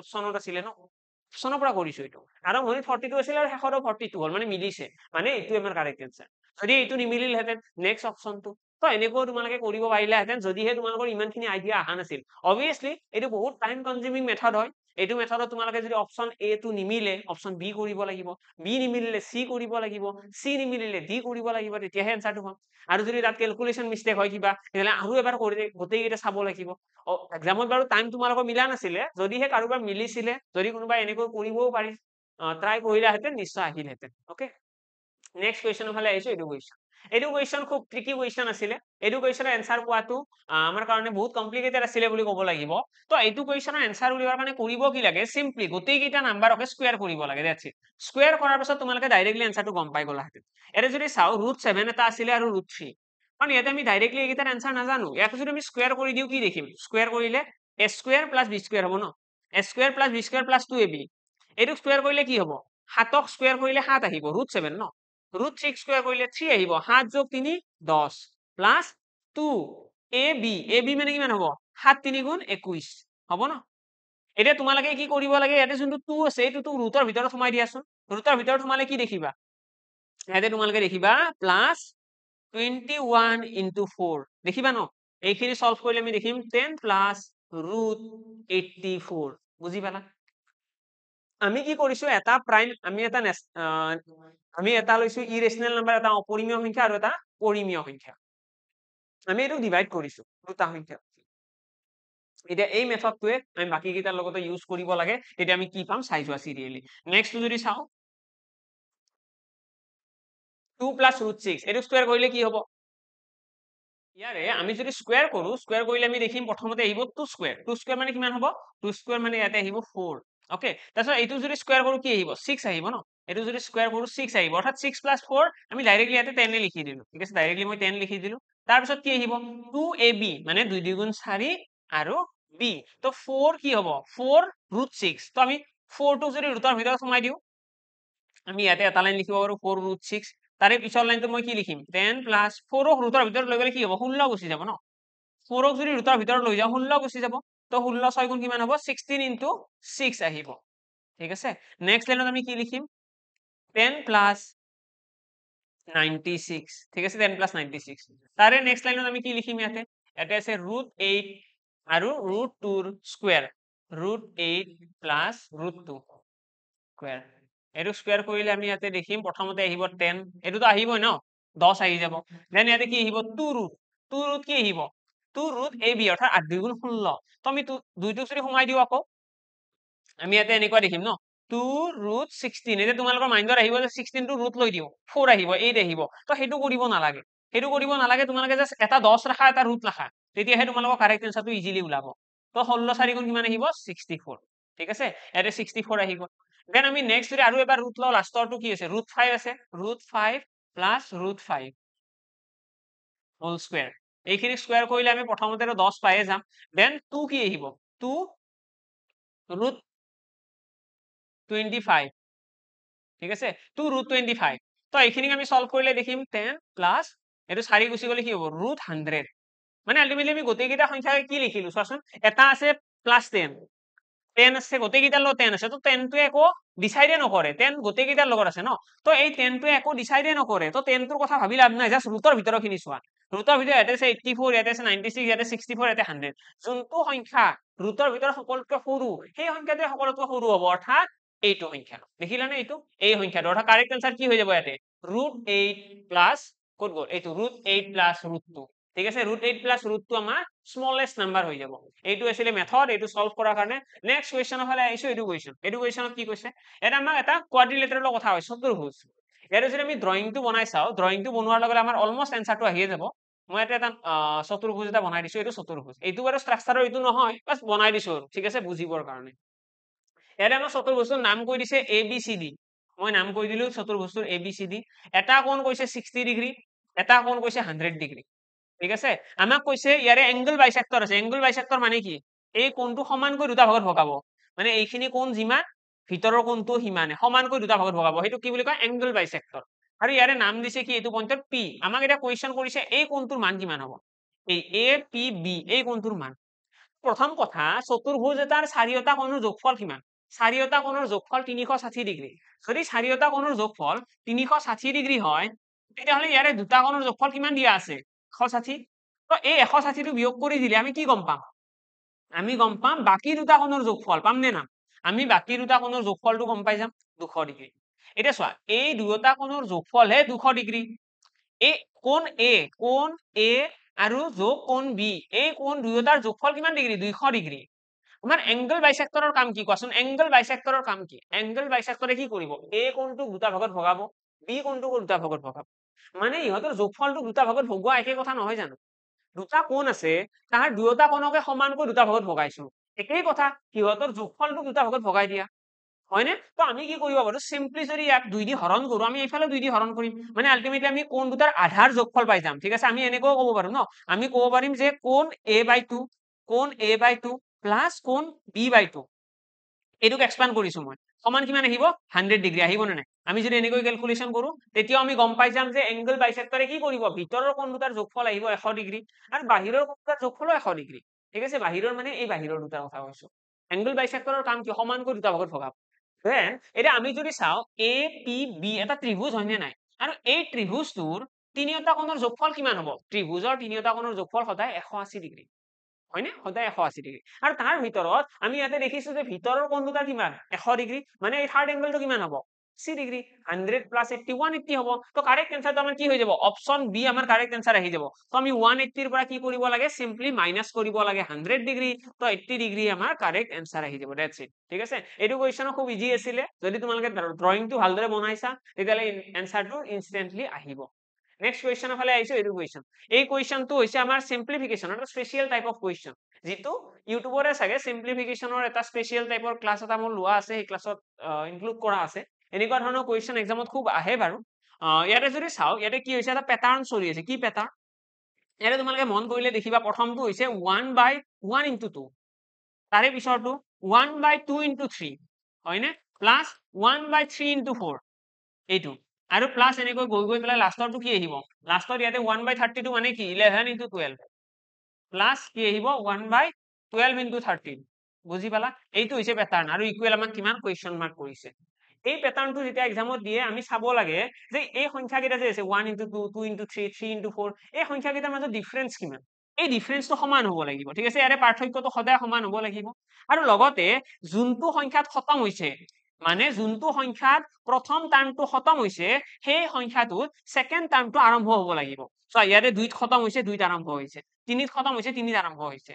বুজি পালা মানে এইটো কুৱেশ্যনৰ আমাৰ এনেকুৱাও কুৱেশ্যন এক্সামত বনিব পাৰে যোনটো কুৱেশ্যনৰ আমাক তোমালোকে সাপোজ মই এটা এক্সাম্পল দি দিলো এটা তোমালোকে দেখিলা 3 পূৰণ আছে 8 যোগ তোমালোকে ইয়াতে দেখিলা 8 পূৰণ আছে 13 তাৰপিছত তোমালোকে ইয়াতে দেখিলা 13 পূৰণ আছে 18 এনেকুৱা হ'ব পাৰে এনেকুৱা হলেও প্ৰব্লেম নাই ইয়াতে যদি চোৱা 3 আৰু 8 ৰ মাজত গ্যাপ কিমান 5 আছে 8 আৰু 13 ৰ মাজত 5 আছে ন 13 আৰু 18 ৰ মাজত 5 আছে মানে গ্যাপটো সমান আৰু লগতে এইটো পদ য'ত খতম হৈছে কিহত খতম হৈছে 8ত এইটো 8ত আৰম্ভ হৈছে এইটো 13ত খতম হৈছে 13ত আৰম্ভ হৈছে এইটো হৈছে প্যাটাৰ্ন যদি এনেকুৱা প্যাটাৰ্নৰ কুৱেশ্যন এক্সামত আহিলে আমি কি কৰিব লাগে আমি সিম্পলি এটা ফৰ্মুলা এটা আছে আৰু সেই ফৰ্মুলাটো ইউজ কৰি দিলে আমাৰ ইনস্ট্যান্টলি এনসাৰটো ওলাই যায় ফৰ্মুলাটো কি ফৰ্মুলাটো লিখি ৰাখা যদি নেক্সট টাইম এক্সামত কেতিয়াবা এনেকুৱা কুৱেশ্যন এৰাইজ হয় যাতে তোমালোকে কৰিব পাৰা ফৰ্মুলাটো হৈছে 1/ডিফাৰেন্স মানে সংখ্যা কেইটাৰ মাজৰ পাৰ্থক্য হোল ইনটু 1/ফাৰ্স্ট টাৰ্ম প্ৰথম পদ প্লাস কি হ'ব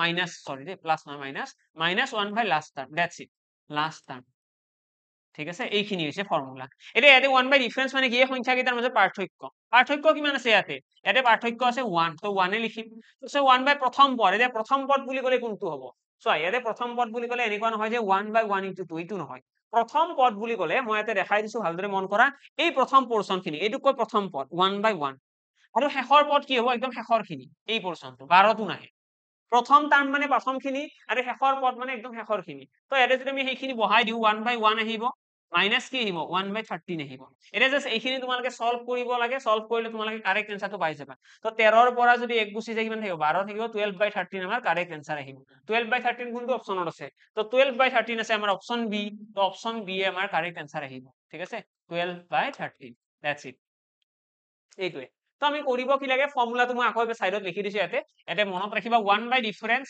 হোল ইনটু 1/ফাৰ্স্ট টাৰ্ম মাইনাস 1/লাস্ট টাৰ্ম দ্যাটস ইট এইখিনি সলভ কৰি দিয়া লগে লগে তোমালোকৰ এনসাৰটো ওলাই আহিব নেক্সট কুৱেশ্যনৰ ফালে আহিছো নেক্সট কুৱেশ্যন কি আহিব এইটো কুৱেশ্যনত কি কৈছে চোৱা এইটো কুৱেশ্যনত কৈছে আমাৰ স্পীডৰ কথা কৈছে টাইম স্পীড এণ্ড ডিসটেন্সৰ কুৱেশ্যন হয় আৰু ইয়াতে আমাক ৰেশিও দিয়া আছে বুলি ক'ব লাগিব এটা আমাক কৈছে এজন মানুহে গতি কৰি আছে অৰিজিনেল স্পীডতকৈ কিমান গুণ 7/5 গুণ মানে আমি যদি স্পীডৰ ৰেশিওটো চাও স্পীডৰ ৰেশিও কিমান দিছে আগতে যদি 7 আছিলে এতিয়া 5 গুণ স্পীডত যাই আছে এটো হৈছে অৰিজিন স্পীড আৰু এটো হৈছে নিউ স্পীড আগতে যদি 7 স্পীড আছিল এটা 5 7/5 বুলি কৈছে ন 7/5 স্পীডত গৈ আছে এইটো হৈছে স্পীডৰ অনুপাত ৰেশিও স্পীডৰ যদি ৰেশিওটো আমি গম পাও টাইমৰ ৰেশিও ওলাব নোৱাৰিম জানো নিশ্চয় পাৰিম টাইমৰ ৰেশিও কি হ'ব ইয়াৰে উল্টাটো 5:7 তো আগতে মানুহজনক লাগি আছিল 7 স্পীডত গৈ আছিল তো 7 স্পীডত গৈ আছিল তো 5 সময় লাগি আছিল এতিয়া স্পীড 5 তো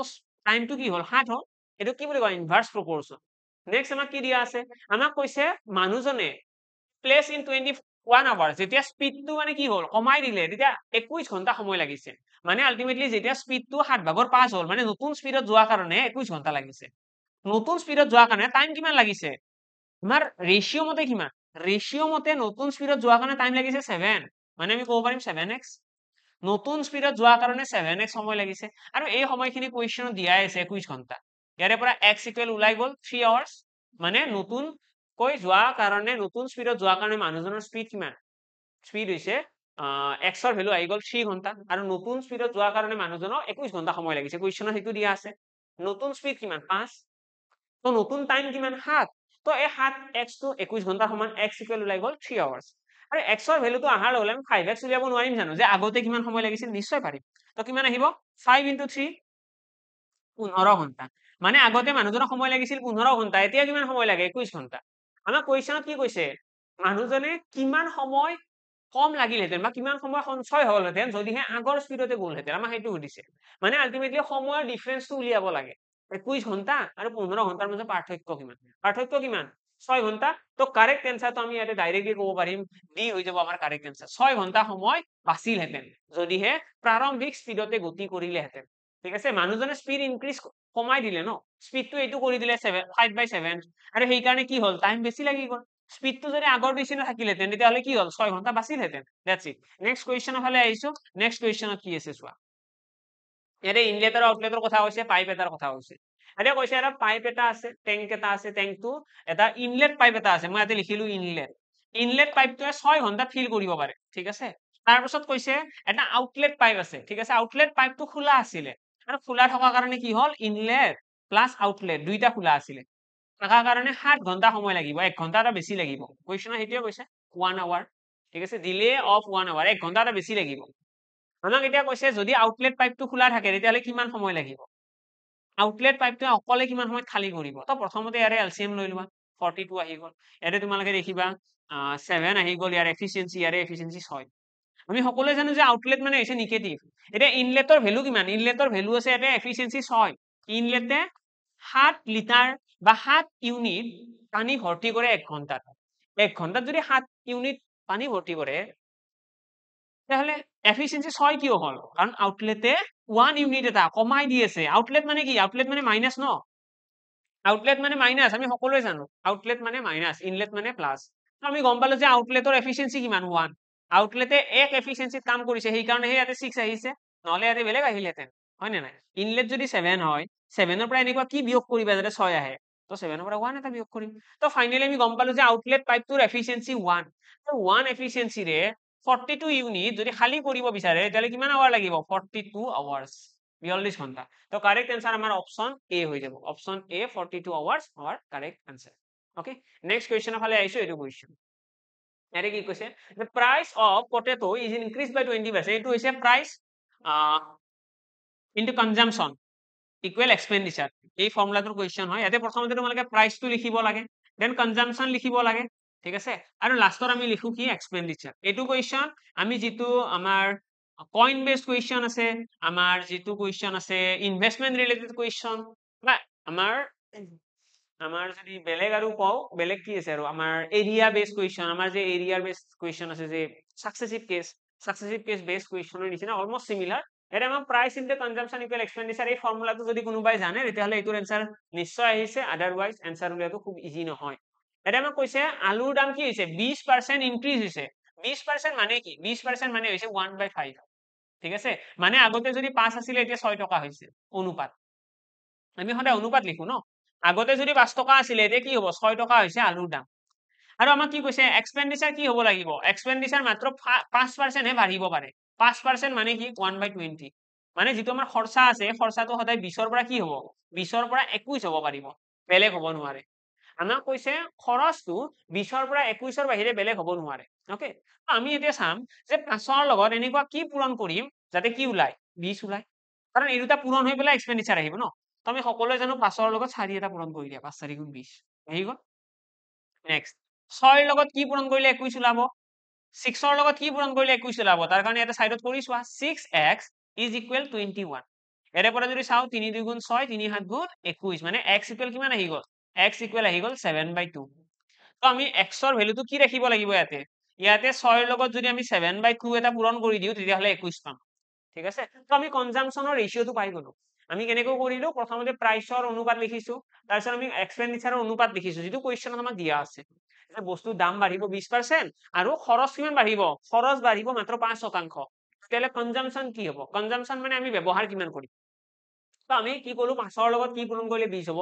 আমি জানো 5 ৰ লগত 4 পূৰণ কৰিলে 20 তো 4 লিখি দিল ডাইৰেক্ট এটা 6 ৰ লগত কি পূৰণ কৰিলে 21 হ'ব সেইটো নাজানো 6 ৰ লগত 6 3 গুণ 18 6 4 গুণ কি 24 হে এটা তোমালোকে দশমিক পূৰণ কৰিব পাৰিলে তুমি দশমিক কৰা নাই আৰু মই তো ইয়াতে আমি কি কৰিলো 6 ৰ লগত কি পূৰণ কৰিলে হয় এইটো ইয়াতে চাই লৈছো যে 6 ৰ লগত x পূৰণ কৰিলে 21 হ'ব x বুলি ধৰি ললো এতিয়া x ৰ মানটো কিমান আহি গ'ল 7/2 মানে 3.5 তো ইয়াতে 7/2 আহি গ'ল এতিয়া আমি এইটো কিহৰ আছে ভগ্নাংশত আছে অনুপাত কেতিয়াও ভগ্নাংশত নাথাকে ঠিক আছে তো প্ৰথমতে আমি কি কৰিম অনুপাতটো গোটা সংখ্যালৈকে কনভাৰ্ট কৰিম অৰ্থাৎ 2 এটা পূৰণ কৰি দিয়া 2 পূৰণ কৰিলে কি হ'ব 2 কাট খাই গ'ল এটা কিমান হ'ব 4 2 গুণ 8 মানে ফাইনালি আমি ক'ব পাৰিম যে যোনটো কনজাম্পচনৰ ৰেশিও আছে কনজাম্পচনৰ ৰেশিও কিমান হ'ব 8:7 কনজাম্পচন আগতে যদি 8 আছিল এতিয়া কিমান হ'ব 7 হ'ব আগতে কনজাম্পচন আছিলে 8 এতিয়া কিমান 7 মানে কিমান কমি গ'ল নো এক এটা কমি গৈছে আগতে কনজাম্পচন আছিলে 8 এতিয়া 7 মানে এক এটা কমিছে কিহৰ ওপৰত কমিছে 8ৰ ওপৰত ন আগৰ তুলনাতহে কমিব এইখিনি সলভ কৰিলে তোমালোকে দেখিবা 12.5%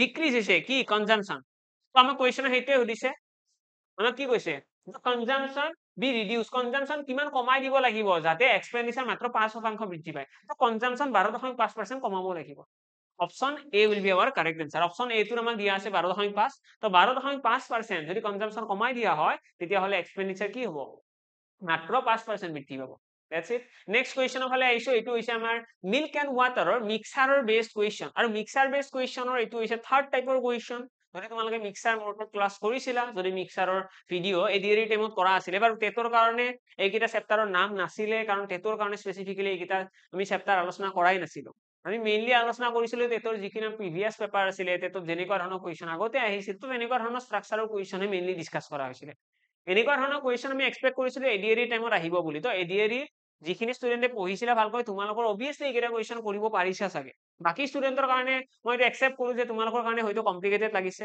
আৰু যিখিনি আৰ্টছ বেকগ্ৰাউণ্ডৰ ষ্টুডেণ্ট আছে সিহঁতৰ কাৰণেতো খুব বেছি কমপ্লিকেটেড হৈছে পেপাৰখনৰ এনেকুৱা এখন যদি পেপাৰ দিয়াৰ চৰকাৰৰ মোটিভ আছিলে তেতিয়াহ'লে আগতীয়াকৈ জনাই দিব লাগে কাৰণ এইবিলাক কুৱেশ্যন একচুৱেলি পঢ়ি যোৱাৰ পাছতো কনফিউজন লাগে যদি ভালদৰে পঢ়িও যোৱা যায় ন তাৰ পাছত আমাৰ কনফিউজন লাগে আৰু একদমে যদি সিলেবাছত নিদিয়াকৈ এনেকুৱা কুৱেশ্যন এটা দি দিয়ে তেতিয়াহ'লে কি ক'ম আৰু উপায় নাই মেক্সিমাম ষ্টুডেণ্টে চাগে স্কিপে কৰিছে এইটো কুৱেশ্যন ইয়াতে আমাক দুটা ৰেচিঅ' দিয়া আছে দুটা কণ্টেইনাৰৰ কথা কৈছে এটা কণ্টেইনাৰত আছে 4:1 ৰেচিঅ'ত মিল্ক আৰু ৱাটাৰ আছে এইটো হৈছে মিক্সাৰ 1 এটা মিক্সাৰ আছে 3:2 ৰেচিঅ'ত কি আছে মিল্ক এণ্ড ৱাটাৰ আৰু এটা মিক্সাৰত কি আছে ফাইনেল মিক্সাৰটোৰ হ'ব লাগিব 5:3 এইটো হৈছে ফাইনেল মিক্সাৰ তো এনেকুৱা ধৰণৰ কুৱেশ্যন যদি আমাক দিয়ে যে এই মিক্সাৰ দুটা এনেকুৱা কি মিশ্ৰণত মিক্স কৰিম এনেকুৱা কি ৰেচিঅ'ত মিক্স কৰিম যাতে এইটো মিশ্ৰণ পোৱা যায় তাৰ কাৰণে প্ৰথমতে তোমালোকে ইহঁতৰ কোৱান্টিটি সমান বনাব লাগিব কি কোৱান্টিটি কোৱান্টিটি মানে হৈছে ইয়াতে কিমান লিটাৰ আছে টোটেল 4 লিটাৰ গাখীৰ 1 লিটাৰ পানী ইয়াতে কি আছে 3 লিটাৰ গাখীৰ 2 লিটাৰ পানী ইয়াতে কি আছে 5 লিটাৰ গাখীৰ 3 লিটাৰ পানী প্ৰথমতে আমি কি কৰিম ইয়াতে 5 লিটাৰ আছে ন টোটেল টোটেল কিমান 5 লিটাৰ ইয়াতে 5 লিটাৰ ইয়াতে 8 লিটাৰ তো এইটো সমান বনাব লাগে যে ইয়াতেও 5 থাকক ইয়াতেও 5 ইয়াতেও 5 কম বেছি থাকিব নোৱাৰে প্ৰথমতে কোৱান্টিটিটো সমান বনাব লাগে কোৱান্টিটি কেনেকৈ সমান বনাম তো আমি এলচিএম ল'ব লাগিব তিনিওটা ৰেচিঅ'ৰ মানে 5 5 আৰু 8 ইয়াতে 5 আছে ন ইয়াতেও 5 আছে ইয়াতে 8 আছে তো এই তিনিটাৰ এলচিএম কিমান আহিব এলচিএম আহিব আমাৰ 40 এলচিএম আহিব 40 তো এই এলচিএম টো 40 আহি গ'ল তো আমি এতিয়া কি কৰিম আমি এই গোটেইকেইটা সংখ্যাকে 40ৰ সমান বনাবলৈ ট্ৰাই কৰিম মানে কি ক'ব বিচাৰিছো এইটোৰ আছে 5 ন ইয়াতে টোটেল কিমান আছিলে 5 আছিলে তো 5ৰ লগত কি পূৰণ কৰিলে 40 হ'ব কোৱাচোন 5ৰ লগত 8 পূৰণ কৰি 40 তো ইয়াতে মই এটা 8 পূৰণ কৰিছো আৰু ইয়াতেও এটা 8 কিমান হৈ গ'ল 8 4 গুণ 32 32 লিটাৰ মানে গাখীৰ আৰু 8 লিটাৰ পানী এটা 32 আৰু 8 কিমান হ'ল 40 হ'ল নে নাই 32 যোগ 8 40 লিটাৰ এই মানে যোনটো মিক্সাৰ এ আছে মিক্সাৰ এ এই মিক্সাৰটো কিমান আছে 40 লিটাৰ বস্তু আছে ইয়াতে কি আছে ইয়াতেও 5 আছে তো ইয়াতেও এটা 8 পূৰণ কৰি দিয়া ঠিক আছে ইয়াতেও এটা 8 পূৰণ কৰি দিয়া ইয়াতে দেখিলো 8 3 গুণ 24 লিটাৰ গাখীৰ আৰু 16 লিটাৰ পানী মানে যোগ কৰিলে কিমান হ'ব 24 যোগ 16 40 লিটাৰ মানে ইয়াতেও মিক্সাৰটো কিমান আছে 40 লিটাৰ টোটেল আছে এইটো কিমান আছে এইটোৰ আছে 5 যোগ 3 8 আছে মানে ইয়াতে কি পূৰণ কৰিলে 40 হ'ব 8 5 গুণ 40 5 পূৰণ কৰিম তো ইয়াতে দেখিলো 25 লিটাৰ আছে গাখীৰ আৰু 15 লিটাৰ আছে পানী বুজি পালা আমি প্ৰথমতে কি কৰিছো ইহত তিনিওটা ৰেচিঅ'ৰে আমি কোৱান্টিটি সমান বনাইছো যে টোটেল নাম্বাৰ অফ কোৱান্টিটি সমান থাকিব লাগিব এতিয়া আমি ক'ব পাৰিম যে গোটেইকেইটা মিক্সাৰতে 40 লিটাৰকৈ গাখীৰ আৰু পানীৰ মিক্সাৰ আছে মিল্ক প্লাস ৱাটাৰ লগ হৈ পেলাই 40 লিটাৰ আছে ন 40 লিটাৰ আছে এতিয়া আমি ইয়াৰে কাৰেক্ট এনসাৰ কি উলিয়াব দিছে আমাক কৈছে কি ৰেচিঅ'ত এই দুটা আমি মিক্স কৰিম যাতে আমাৰ এইটো ৰেচিঅ' পাওঁ এইটোহে উলিয়াব দিছে তো আমি কি কৰিম আইদাৰ মিল্ক লম মিক্সাৰ 1 তাৰপিছত মিক্সাৰ 2 আইদাৰ মিল্ক লম নহলে আইদাৰ ৱাটাৰ আৰু মিল্ক দুটা ল'ব নালাগে এটা ল'লে হ'ল তো মই কলো যে মিক্সাৰ 1ৰ পৰা মই গাখীৰ লৈছো 32 লিটাৰ মিক্সাৰ 1ৰ পৰা 32 লিটাৰ গাখীৰ ললো মিক্সাৰ 2ৰ পৰা কিমান গাখীৰ আনিব পাৰিম 24 লিটাৰ হয় নে নাই 24 লিটাৰৰ কেপাচিটি আছে ন তাতকৈ বেছিটো আনিব নোৱাৰা মিক্সাৰ 1ত আছে 32 লিটাৰ গাখীৰ আৰু মিক্সাৰ 2ত আছে 24 লিটাৰ কিন্তু যোনটো ফাইনেল মিক্সাৰ আছে ইয়াতে কিমান লিটাৰ আছে 25 লিটাৰ আছে ন 25 লিটাৰ আছে তো ইয়াতে আমাৰ হ'ব লাগিব ফাইনেল মিক্সাৰৰ 25 লিটাৰ ইয়াতে এতিয়া এলিগেশ্যন লগাই দিয়া তোমালোকৰ কাৰেক্ট আনসাৰটো ওলাই আহিব 25ৰ পৰা 24 গলে 1 32ৰ পৰা 25 গলে কি থাকিব তো 1:7 আমাৰ কাৰেক্ট আনসাৰ আহি যাব এইটো হৈছে মেথড এইটো মেথডত আমি আনসাৰ উলিয়াব পাৰিম ঠিক আছে আমি ইয়াতে প্ৰথমতে কোৱান্টিটি সমান বনাব লাগে আৰু কোৱান্টিটি সমান বনাৰ পাছত আমি হয়তো গাখীৰত এলিগেশ্যন মেথডটো লগাম নহলে ওয়াটাৰত এতিয়া যদি ওয়াটাৰত তোমালোকে লগাব বিচৰা যে ওয়াটাৰত আমি লগাম এলিগেশ্যন মেথড তো ওয়াটাৰতো লগালেও আনসাৰ আহিব এইটো হল মিক্সাৰ 1 এইটো হৈছে মিক্সাৰ 2 ঠিক আছে এইটো হৈছে মিক্সাৰ 2 এই দুইটাতে যদি কওঁ যে গাখীৰ পানী কিমান আছে ইয়াতে আছে 8 লিটাৰ পানী তো ইয়াতে 8 লিখিলো ইয়াতে কিমান লিটাৰ আছে 16 লিটাৰ পানী আছে তাৰপাছত টোটেলত পানী কিমান হ'ব চোৱাচোন টোটেলত পানী হ'ব 15 লিটাৰ তো ইয়াতে লিখিলো 15 লিটাৰ পানী হ'ব টোটেল 16ৰ পৰা 15 গলে কি থাকিব 16ৰ পৰা 15 গলে থাকিব 1 8ৰ পৰা 15ৰ পৰা 8 গলে কি থাকিব 15ৰ পৰা 8 গলে থাকিব 7 মানে কাৰেক্ট আনসাৰটো কি আহিল যদি আমি পানীৰ লগতো তুলনা কৰো যে অকল পানীৰ কথা চাও তেতিয়াও আমাৰ কাৰেক্ট আনসাৰ আহিব যদি অকল গাখীৰৰ কথা চাও তেতিয়াও আমাৰ কাৰেক্ট আনসাৰ আহিব তো দুইটা মেথডে কাৰেক্ট প্ৰথমতে কেৱল কোৱান্টিটি সমান বনাব লাগে তাৰপিছত এলিগেশ্যন মেথডটো লগালে হ'ল তো কাৰেক্ট আনসাৰটো তোমালোকে ইয়াতে কি ক'ব পাৰিবা ইয়াতে কাৰেক্ট আনসাৰ হৈ গ'ল 1:7 অপচন বি ঠিক আছে এইটোৱে হৈ গ'ল আমাৰ কাৰেক্ট আনসাৰ নেক্সট কুৱেশ্যনৰ ফালে আহিছো এইটো কুৱেশ্যন ইয়াতে তোমাৰ এইটো খুব ইজি কুৱেশ্যন আছিলে এইটো চাগে সকলোৱে পাৰিছা এইটোৰ অপচন আমাৰ কি হ'ব ইজ ডিক্ৰিজ বাই 1% হয় না 1% ডিক্ৰিজ হৈছে এটা আমি কৰিব কি লাগে 10% ইনক্ৰিজ মানে 10ৰ পৰা 11 দেন 10% ডিক্ৰিজ 10ৰ পৰা 9 এইটো যদি আমি সলভ কৰো 10 10 গুণ ইয়াতে আহি গ'ল 100 ইয়াতে আহি গ'ল 11 9 গুণ 99 মানে 1% এটা ডিক্ৰিজ হৈ আছে 1% ডিক্ৰিজ দ্যাটস ইট নেক্সট কুৱেশ্যনৰ ফালে আহিছো এইটো কুৱেশ্যন 8জন ল'ৰাৰ কথা কৈছে 8জন বোৱাৰী আৰু 8জন ল'ৰা আৰু 15 জনী ছোৱালী এটা কাম কৰিছে 3 দিনত এইটো হৈছে আমাৰ এমডিএইচ ফৰ্মুলাৰ এইটো তোমালোকে কি কৰিব লাগিব 8জন ল'ৰা যো 15 জন ছোৱালী 15 জনী ছোৱালী ইহঁতে কিমান দিনত কৰিছে 3 দিনত আৰু লগতে কি কৈছে 6জন ল'ৰা আৰু 5 জনী ছোৱালীয়ে কিমান দিনত কৰা বুলি কৈছে কিমান দিনত কৰিছে 6 দিনত কৰিছে এটা যদি এইখিনি সলভ কৰো এইটোৰে এইটো দুবাৰ গ'ল দেন আমি অকনমান সলভ কৰিলে দেখিম 8 boys plus 15 G is equal ইয়াতে কিমান আহিব 12 বয়জ প্লাস 10 গাৰ্ল এইখিনি আকৌ সলভ কৰিলে আমি দেখিম 4 বয়জ ইজ ইকুৱেল 5 জি এইখিনিৰ পৰা আমি বি বাই জি কিমান পাম বয়জ আৰু গাৰ্লছৰ ৰেচিঅ'টো কিমান হ'ব 5/4 মানে এজন ল'ৰাৰ এফিচিয়েন্সি 4 এজন ছোৱালীৰ এফিচিয়েন্সি এজন ল'ৰাৰ এফিচিয়েন্সি 5 আৰু এজনী ছোৱালীৰ এফিচিয়েন্সি কিমান 4 এই 5 আৰু 4 যেটো এফিচিয়েন্সি আছে এইটো এফিচিয়েন্সি কাম কৰিলে টোটেল ওয়াৰ্ক কিমান হ'ব প্ৰথমতে টোটেল ওয়াৰ্কটো উলাই লোৱা এইটো ইউজ কৰা সমান চিনৰ ৰাইট সাইডটো ব্যৱহাৰ কৰা টোটেল ওয়াৰ্কৰ কাৰণে তো এটা আমি দেখিম 6b b মানে কিমান b মানে হৈছে 5 প্লাস 5g g মানে কিমান 4 আৰু ব্ৰেকেটৰ বাহিৰত কি আছে 6 এইখিনি সলভ কৰিলে এইটো 30 এইটো 20 50 50 পূৰণ 6 মানে 300 300 হৈছে টোটেল ওয়াৰ্ক আৰু এই গোটেইখিনি কাম কোনে কৰিব ইয়াতে কৈছে ওয়ান গাৰ্ল মানে এজনী ছোৱালী কৰিব এজনী ছোৱালী কৰিলে কিমান দিন লাগিব এজনী ছোৱালীৰ এফিচিয়েন্সি কিমান এজনী ছোৱালীয়ে এদিনত কিমানখন কাম কৰে 4খন কাম কৰে 4খন কাম কৰে এফিচিয়েন্সি তো টাইম ইকুৱেল ফৰ্মুলা কি আহিব টোটেল ওয়াৰ্ক ডিভাইডেড বাই এফিচিয়েন্সি টোটেল ওয়াৰ্ক আছে ইয়াতে 300 এফিচিয়েন্সি হৈছে 4 4 ৰে কাটিলে 4 7 গুণ 28 4 5 গুণ 3 75 ডেজ তো 75 দিনত কি হ'ব এজনী ছোৱালীয়ে কামটো ফিনিশ কৰিব মানে অপচন বি আমাৰ কাৰেক্ট হৈ যাব 75 দিনত কি কৰিব এজনী ছোৱালীয়ে এই কামটো এই গোটেই কামটো সম্পূৰ্ণ কৰিব ঠিক আছে নেক্সট কুৱেশ্যনৰ ফালে আহিছো এইটো কুৱেশ্যন এনে কৈছে how many kg of tea worth ইমান per kg should be mixed with 8 kg of tea worth 54.50 per kg such that by selling the mixture at 55 per kg there is a gain of 10% আমাক কৈছে দুটা কি আছে দুটা আছে আমাক চাহপাতৰ কথা কৈছে দুটা চাহপাত আছে এটা চাহপাতৰ দাম হৈছে 47.75 এটা চাহপাতৰ দাম এইটো ঠিক আছে আৰু আন এটা চাহপাতৰ দাম কিমান 54.50 এই দুটা হৈছে দাম ঠিক আছে এই দুটা হৈছে চাহপাতৰ দাম নেক্সট আমাক কৈছে এই দুটা চাহপাত আমি মিক্স কৰিম ঠিক আছে এই সেকেন্ড যোনটো চাহপাত আছে তাৰে 8 কেজি 54 টকা দামৰ চাহপাতটো 8 কেজি লম আৰু এইটো চাহপাতটো কিবা এটা লম আৰু কিমান কেজি লম এইটো উলিয়াব দিছে আমাক এতিয়া কথাটো হ'ল লৈ পেলাই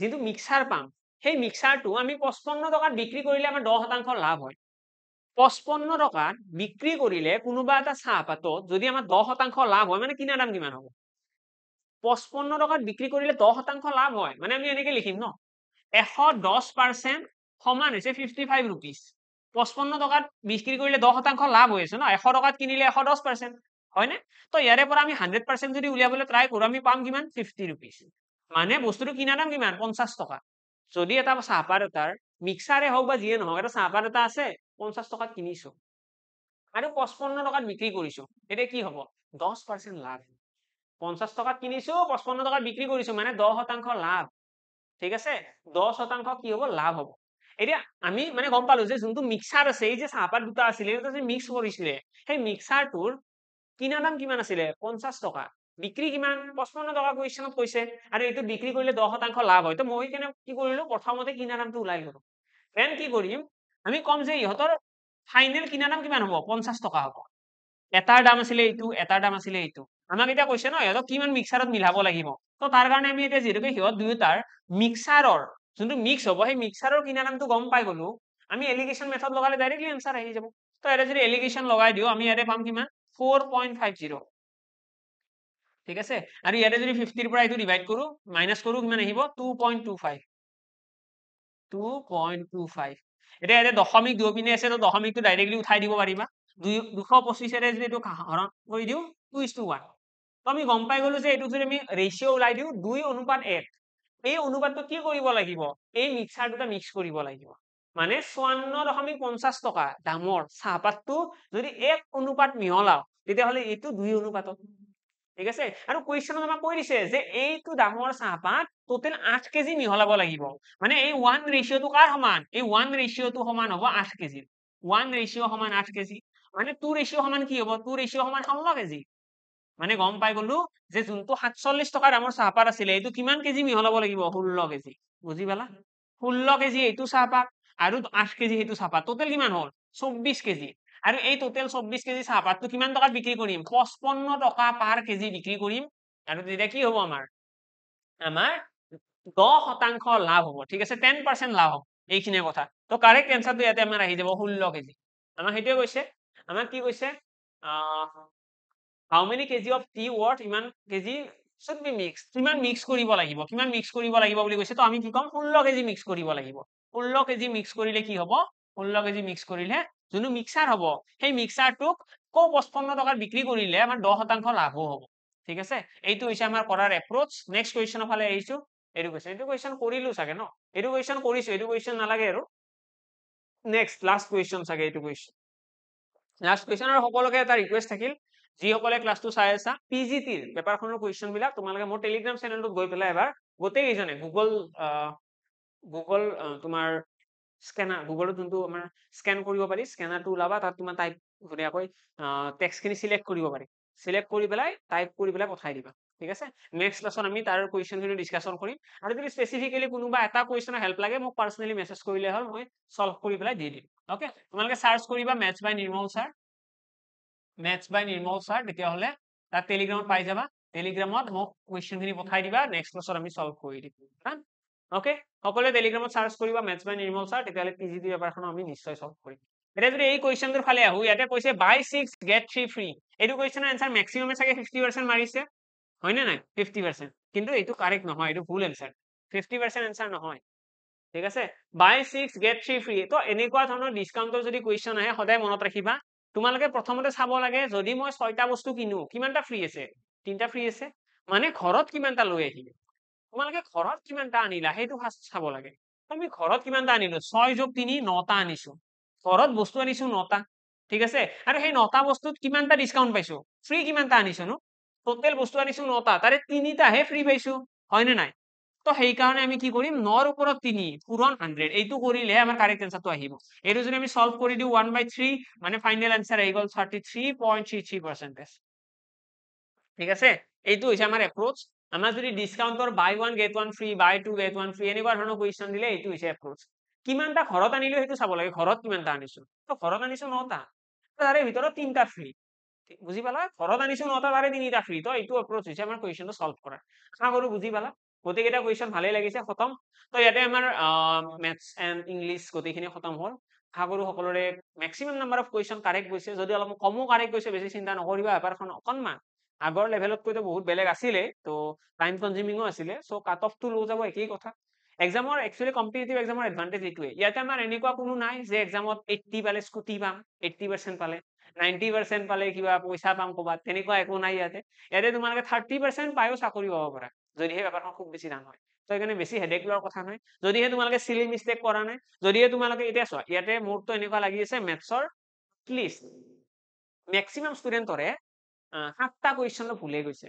7টা কুৱেশ্যন হয়তো কৰিছে ঠিক আছে মেক্সিমাম কুৱেশ্যন মানে তোমাৰ দুজন এজন ওলাব পাৰে যে গোটেই 10টা মান কুৱেশ্যন কাৰেক্ট গৈছে মেক্সিমাম ষ্টুডেণ্টৰ চাগে ভুলে গৈছে 7টা 8টা কুৱেশ্যন আৰু এক্সামৰ যিহেতু টাইম কম আছিলে তোমালোকৰ তো ইমান কম সময়ত এইখিনি ডিচাইড কৰাটো আৰু বেছি কমপ্লিকেটেড হৈ গৈছে কথাটো হ'ল কি বেছি নিজকে ডিমোটিভেট নহয় যদি 3টা 4টা কুৱেশ্যন কাৰেক্ট গৈছে বৰ্তমানৰ কাৰণে হেপী থাকা কিন্তু নেক্সট ইয়াৰ এক্সামৰ কাৰণে এইটো নহয় নেক্সট ইয়াৰ এক্সামৰ কাৰণে যিসকলে পঢ়িব সিহঁতে কিন্তু এইবিলাক চব চাই যাব নেক্সট ইয়াৰ আমি চব পঢ়িব লাগিব নেক্সট ইয়াৰ যেতিয়া আৰু এক্সাম হ'ব তেতিয়া এনেকুৱা ধৰণৰ কুৱেশ্যন হওক টান হওক মানে ক'ব গ'লে মই তোমালোকক যদি আজি এটা অভাৰভিউ দিব লাগে টেটৰ এক্সামে আমাৰ SSC CGL ৰ মেইনছ লেভেলৰ কুৱেশ্যন দি দিছে দ্যাটছ ইট বাকীখিনি তোমালোকে চাই লোৱা SSC CGL ৰ যিটো মেইনছ হয় SSC CGL টো খুব টান বুলিয়ে কয় সকলোৱে মেথছ পৰ্চনৰ ফালৰ পৰা তো মেথছৰ CGL ত মেইনছত যেনেকুৱা কুৱেশ্যন আহে অলমষ্ট তেনেকুৱা ধৰণৰ কুৱেশ্যনে এক্সামত অহা দেখা গৈছে তো অবভিয়াছলি টানটো অলপ লাগিবই আৰু ইমান কম সময়ত কৰাটো যিটোকে হেবিট নাই আমাৰ আছাম গভৰ্ণমেণ্টৰ এক্সামত অলপমান টাইম আমি বেছিকৈ লওঁ তো ইমান কম সময়ত কৰাটো আমাৰ কাৰণে অলপমান বেছি কমপ্লিকেটেড হৈ পৰে